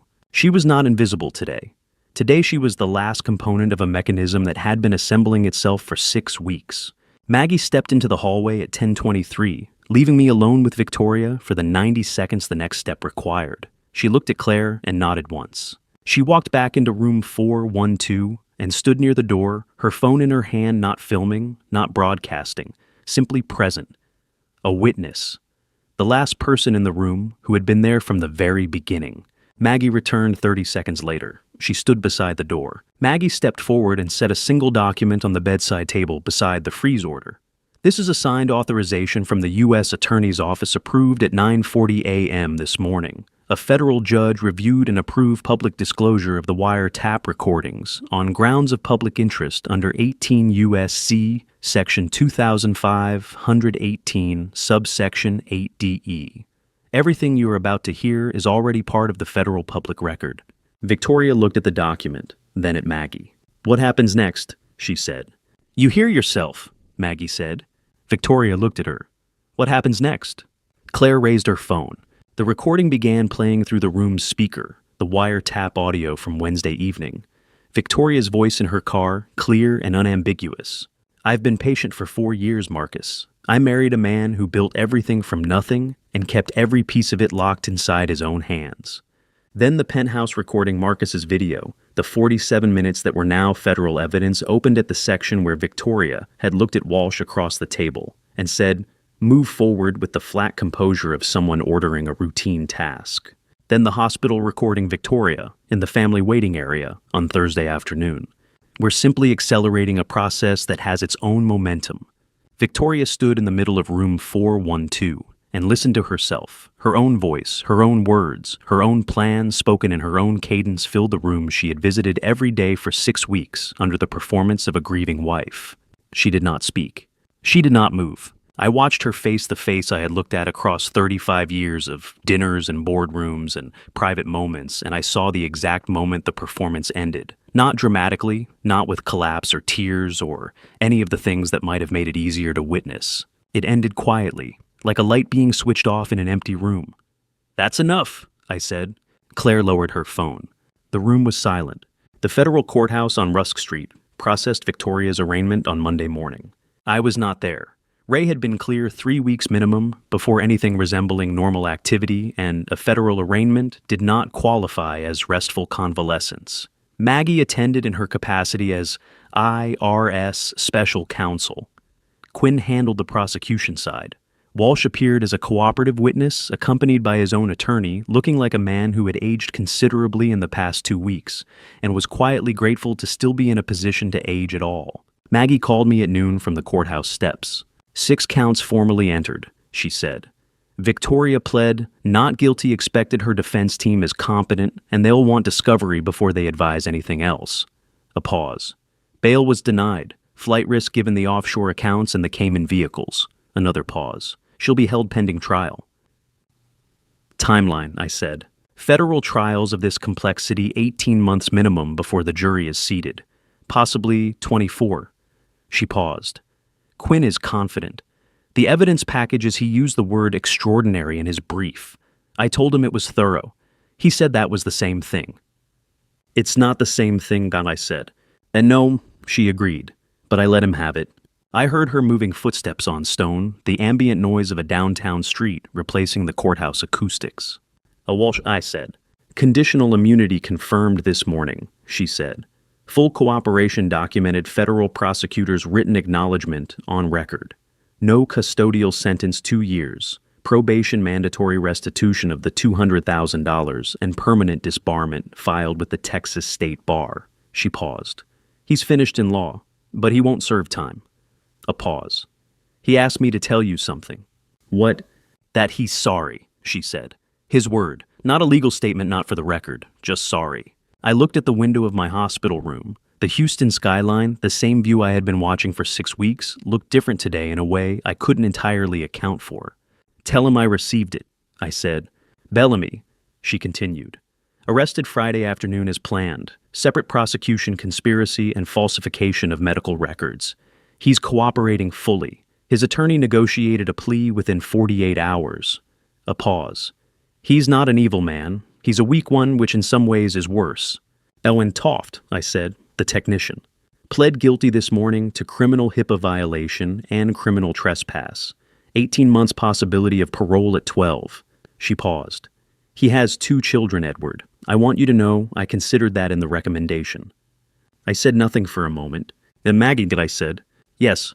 Thank you, I said, for all of it. The case, the testimony, the all of it. A brief silence. I didn't do it for thanks, she said. And I know, I said. That's why I'm giving it. She was quiet for a moment. Then, get some rest. I'll be there at 6 with dinner that isn't hospital food. What kind? The kind from the place on Westheimer that you've been talking about for 3 days, she said, and she hung up. I returned to Golden Grill headquarters 6 weeks after Friday. Ray had cleared me for limited activity 2 hours, maximum no stairs, nothing that qualified as stress. I had agreed to these terms in the specific way I agreed to, most terms I intended to interpret generously. The building was the same, 38 floors of glass and steel in downtown Houston, the Hartwell name on the exterior in the sans serif font. I had chosen myself in 1994 because it looked permanent without looking arrogant. I had stood on the sidewalk below it the morning it was installed and thought this is something that will outlast me. I still believed that. The circumstances that had made it feel uncertain for 6 weeks were resolved. Richard Vance met me in the lobby and rode the elevator with me to 38. He said very little. Richard had always understood that some moments required presence rather than conversation, which was one of the reasons he had been on my board for 20 years.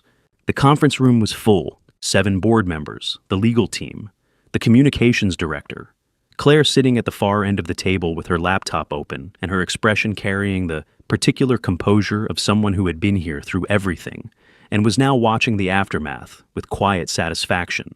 I sat at the head of the table. Thank you for coming, I said. I'll be brief. I presented 3 resolutions. The The first, my transition from active chairman and CEO to chairman emeritus effective immediately. The day-to-day operations of Golden Grill would pass to the internal candidate I had been preparing for this role for 3 years, a fact no one in the room except Richard had known until this moment. The second, the establishment of the Hartwell Foundation, funded by a personal contribution of $40 million dedicated to education and housing support for children in foster care and the orphan system across Texas. The foundation's first executive director would be announced within 30 days. I already knew who it would be, but I did not say so in the room. I had asked Claire 3 weeks earlier, while she was filing documents in the hospital hallway, whether she would consider it. She had looked at me for a long moment and said she would need to think about it. She had come back the next morning with her answer before I had finished my coffee.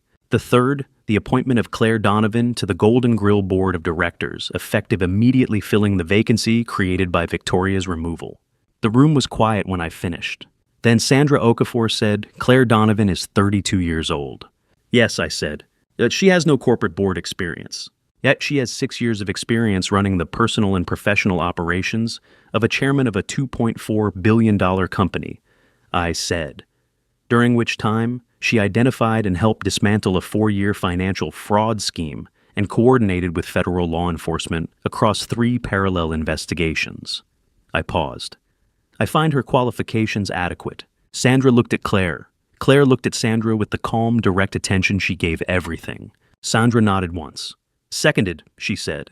The vote was unanimous. Richard proposed naming the building's main conference room Galveston Hall. That vote was also unanimous. Afterward, I stood alone at the window on 38 and looked down at the sidewalk where I had stood in 1994 watching my name go up on the building. I had built this to be found. I had been found. Maggie signed the lease on a Houston office 6 weeks after the arraignment. The space was on the 4th floor of a building on Travis Street, not large, not particularly impressive, with windows that looked out onto a parking structure and a reception area that currently contained 2 folding chairs and a coffee maker she had brought from her Georgetown apartment. She had packed her Washington life into 11 boxes, which she described as either liberating or alarming, depending on the hour of day. I helped her move on a Saturday. This was, I should note, the first time in 60 years I had helped anyone move. I was also 6 weeks post-transplant with a graft that Ray described as performing exceptionally, which I took as medical clearance to carry boxes of books up 4 flights of stairs. Ray would have disagreed with that interpretation. I did not consult Ray. Claire came with coffee and breakfast from the place on Westheimer. She arranged the coffee maker on the kitchen counter with the efficient precision she brought to everything, and then sat on one of the folding chairs and watched Maggie and me argue about where the bookshelf should go. "Against the window," Maggie said. "The window faces west," I said. "Afternoon sun will damage the spines." "I'm aware of how sun damage works, Edward." "Then you know the bookshelf should go on the interior wall." "The interior wall is where the desk goes." "The desk can go anywhere." "The desk goes on the interior wall," she said, with the flat finality of someone who has been practicing law for 22 years and has stopped entertaining counter-arguments that don't come with case citations. I put the bookshelf against the interior wall. She put the desk by the window.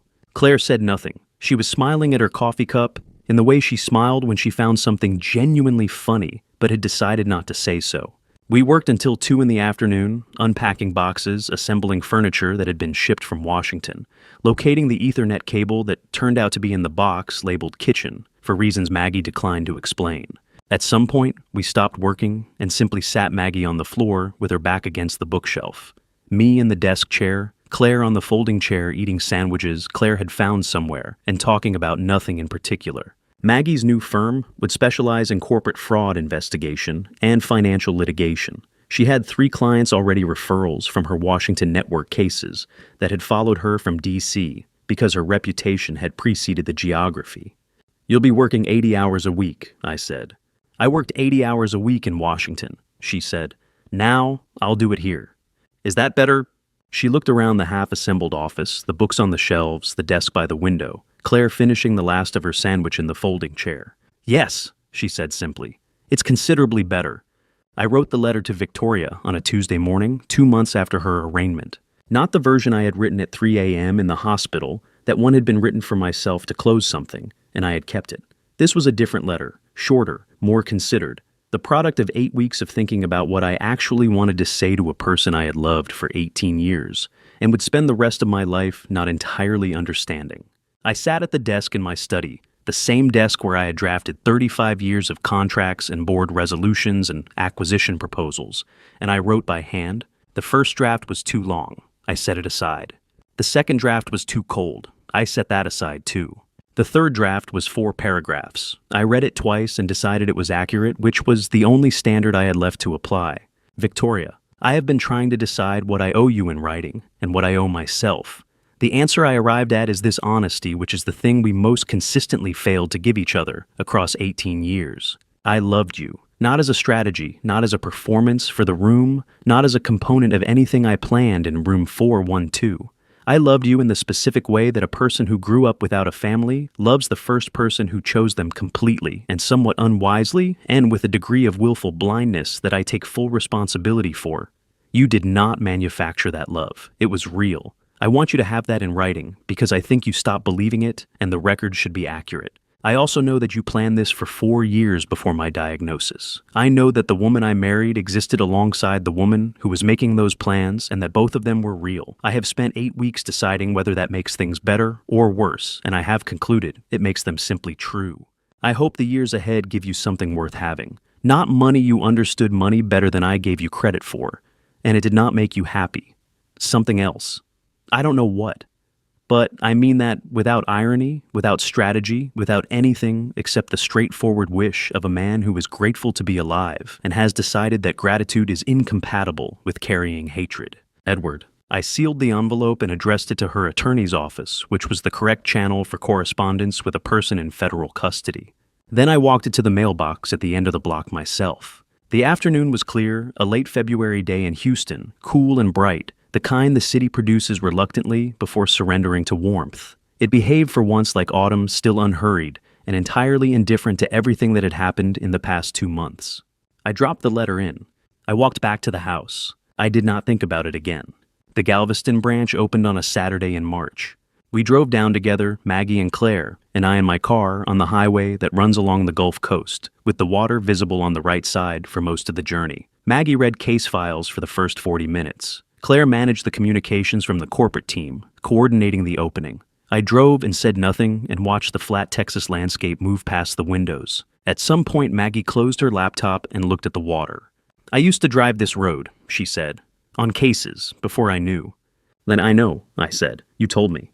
11 locations, she said. 11 locations, I confirmed. Claire looked out her window and said nothing. She was smiling again in the way she smiled when she found something genuinely moving, but had decided the moment belonged to other people. The branch was on Seawall Boulevard, a corner location, glass-fronted with a clear view of the Gulf from the dining room. The exterior signage read, Golden Grill, the Galveston, in the standard corporate font, with one addition, a small plaque beside the entrance that read, Established in honor of St. Augustine Children's Home, 1971. I had written the plaque text myself. The communications team had suggested something more elaborate. I had declined. 300 people came to the opening, local residents, Golden Grill staff from the Houston region, a photographer from the Chronicle. Richard Vance was there, Sandra Okafor. Walsh was not, which was appropriate, and which I did not remark upon. Maggie and I cut the ribbon together. No speech. I had told the communications team specifically, no prepared remarks, no podium, no microphone. If a reporter wanted a quote, they could ask me directly and I would give them one sentence. A reporter from the Chronicle asked. I gave her one sentence. I built this company so that someone could find me, and she did, and this branch is where we started. She wrote it down and looked up. Who found you? I looked at Maggie, who was standing 3 feet away talking to a Hartwell Foundation board member, with the focused efficiency she brought to every conversation. My sister, I said. The reporter wrote that down too. After the crowds thinned, we walked, the 3 of us, to the end of Seawall Boulevard, where the road curves and the Gulf opens up fully, no buildings interrupting the horizon. The water was gray-green in the afternoon light, the color of a particular pair of eyes I had been looking for since 1971. Maggie stood at the seawall with her hands in her jacket pockets and looked at the water for a long time. We should go back to St. Augustine, she said. The address. And next week, I said. You said that last week. Next week, I said again. She looked at me sideways. I'll put it in the calendar. Does it do that?" And I said, "She did." 3 months after Friday, I made coffee at 6:15 in the morning. This was not unusual.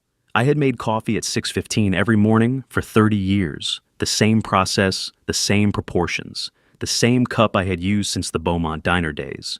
A heavy ceramic mug with a hairline crack along the handle that I had never replaced because replacing it had never seemed necessary. What was unusual was that when I carried the second cup to the kitchen table, someone was already sitting there to receive it. Maggie had arrived the night before. She kept a drawer of things at my house. Now a development that had occurred organically over 3 months, without either of us remarking on it. She was reading the morning paper, with the focused attention she gave everything her laptop closed for once, her glasses pushed up into her hair. She accepted the coffee without looking up. "Thank you." "You're welcome," I said. I sat across from her and opened the business section. We read in silence for 7 minutes, the particular comfortable silence of people who have established a rhythm together and no longer need to fill it. Claire arrived at 7 with a box of muffins from the bakery on the corner. She had been doing this on Saturdays for 3 months, which had begun as a professional habit and had become something else without announcement. She set the box on the table, poured her own coffee, and sat in the third chair. Maggie looked up from the paper. "The Kellerman brief," she said to Claire. "Did Quinn's office send the supplementary filing?" "Whoa." "Yesterday afternoon," Claire said. "I forwarded it to your office email. I'll look at it after breakfast." "You'll look at it now," Claire said pleasantly. "I know how you work." Maggie looked at her over her coffee cup. "You've been spending too much time with your—" She stopped, reorganized. "You've absorbed some of Edward's habits." "Which ones?" I said. "At the ones where you say you'll do something later and mean immediately," Maggie said. Claire and I looked at each other across the table. "That's accurate," Claire said. "It's efficient," I said. Maggie returned to her paper. We sat like that for another 40 minutes, reading, talking about nothing important, finishing the muffins. The morning light came through the kitchen window in the flat horizontal way of early Texas sun, landing across the table in a stripe that moved slowly as the hour progressed. At some point I set my paper down and looked at the two of them, Maggie with her glasses still pushed into her hair, Claire making notes in the margin of a document she had produced from her bag.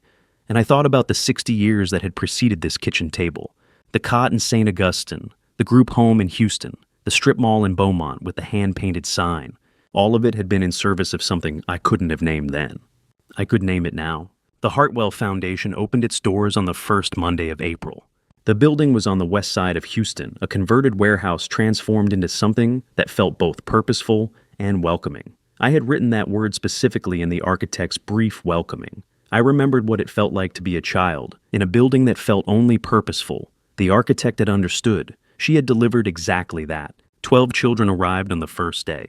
Ages 5 through 10, each referred through the Texas foster system. They came in carrying the particular careful stillness of children who have learned not to expect too much from new places, that specific economy of hope that develops when hope has been extended and withdrawn enough times that rationing it becomes instinct.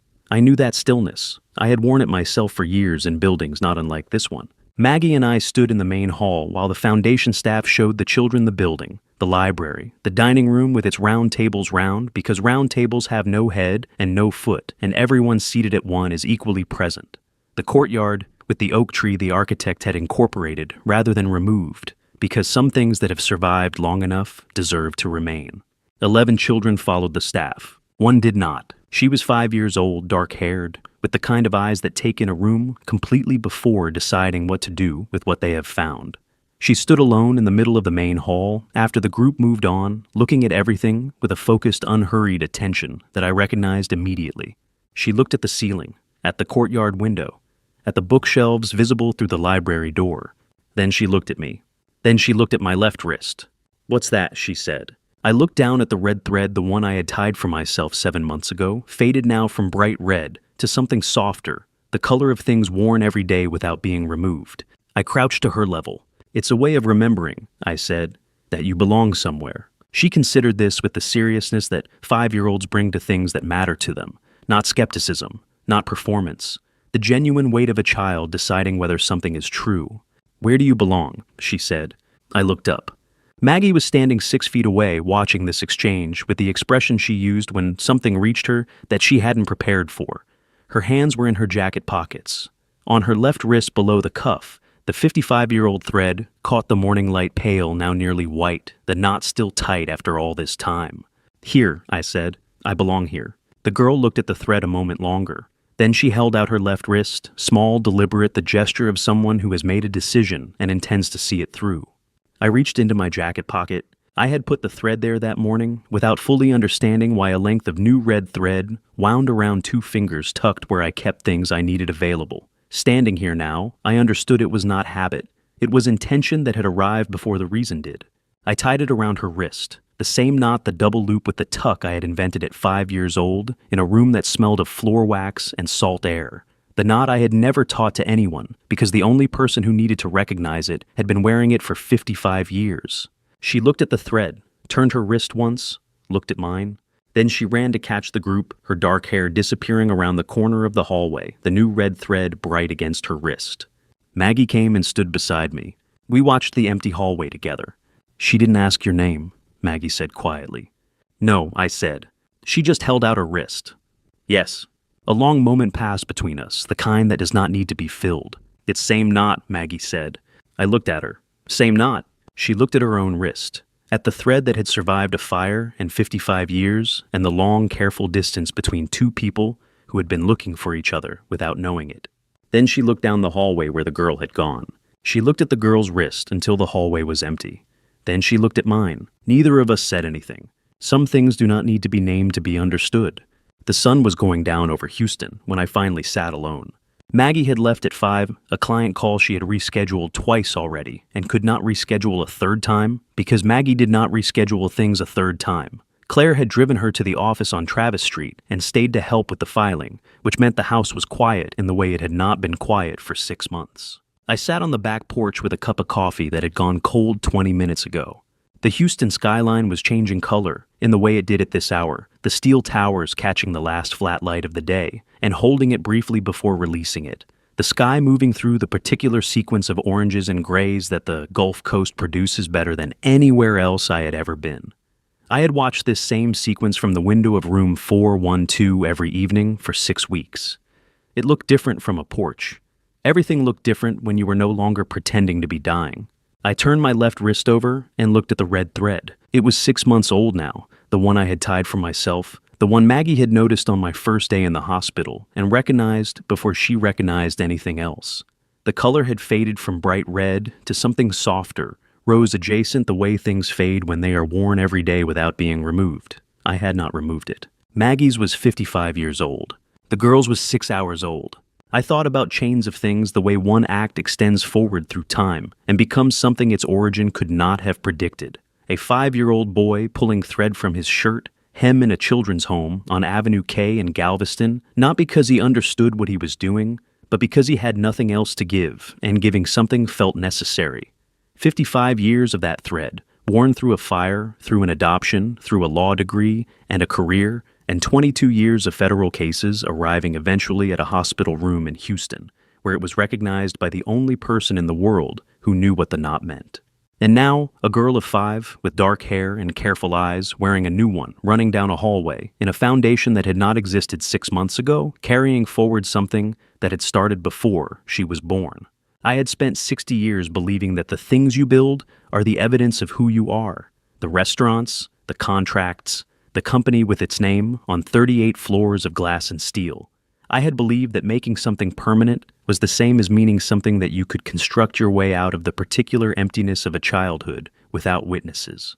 I understood now that I had been right about the building and wrong about what it was for. I had not built Golden Grill to prove anything. I had built it so someone could find me. And the measure of everything I had built was not the $2.4 billion valuation, or the 340 locations, or the Hartwell name on the Houston skyline.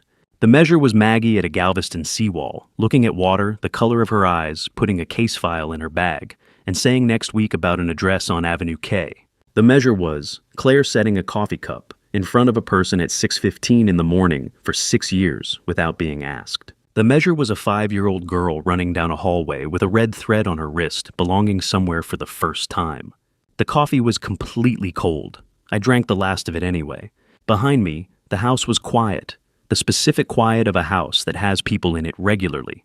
Now that has developed the accumulated warmth of a place where the same people return, where a drawer in the guest room contains someone's reading glasses and a phone charger and a novel with a bookmark 3/4 of the way through. I had not had a house like that before, not in 60 years. I looked at the skyline one last time as the light went completely. There are things that take 50 years to find, and when you find them, you understand that time was never the enemy, it was simply the distance between where you started and where you were always supposed to arrive. I had started in a building that burned down. I had arrived here, on this porch, in this quiet, with a cold cup of coffee and a red thread on my wrist, and the absolute certainty, the first absolute certainty of my life, that had nothing to do with strategy or planning, or the careful management of outcomes, that I was exactly where I belonged. I closed my eyes. The Gulf wind came in from the south, the way it always did at this hour. I let it. I am 60 years old. I built an empire and nearly lost everything, not to illness, but to 18 years of trusting the wrong person, while the right ones were waiting just outside the door. Here is what I learned. God does not waste people. He places them in your path at exactly the right moment. Not the moment you want, but the moment you are ready. Maggie was always mine. I simply had to survive long enough to find her. Do not do what I did. Do not confuse comfort with love. Do not put your name on buildings and forget to build a home inside your own life.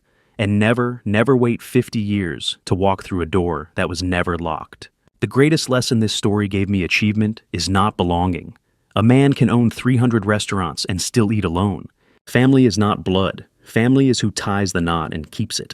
Trust the thread, even when you cannot see where it leads. If this story touched something in you, share it, leave a comment, and subscribe so you never miss what comes next. Your support keeps these stories alive. Thank you for staying until the very last word. It means everything.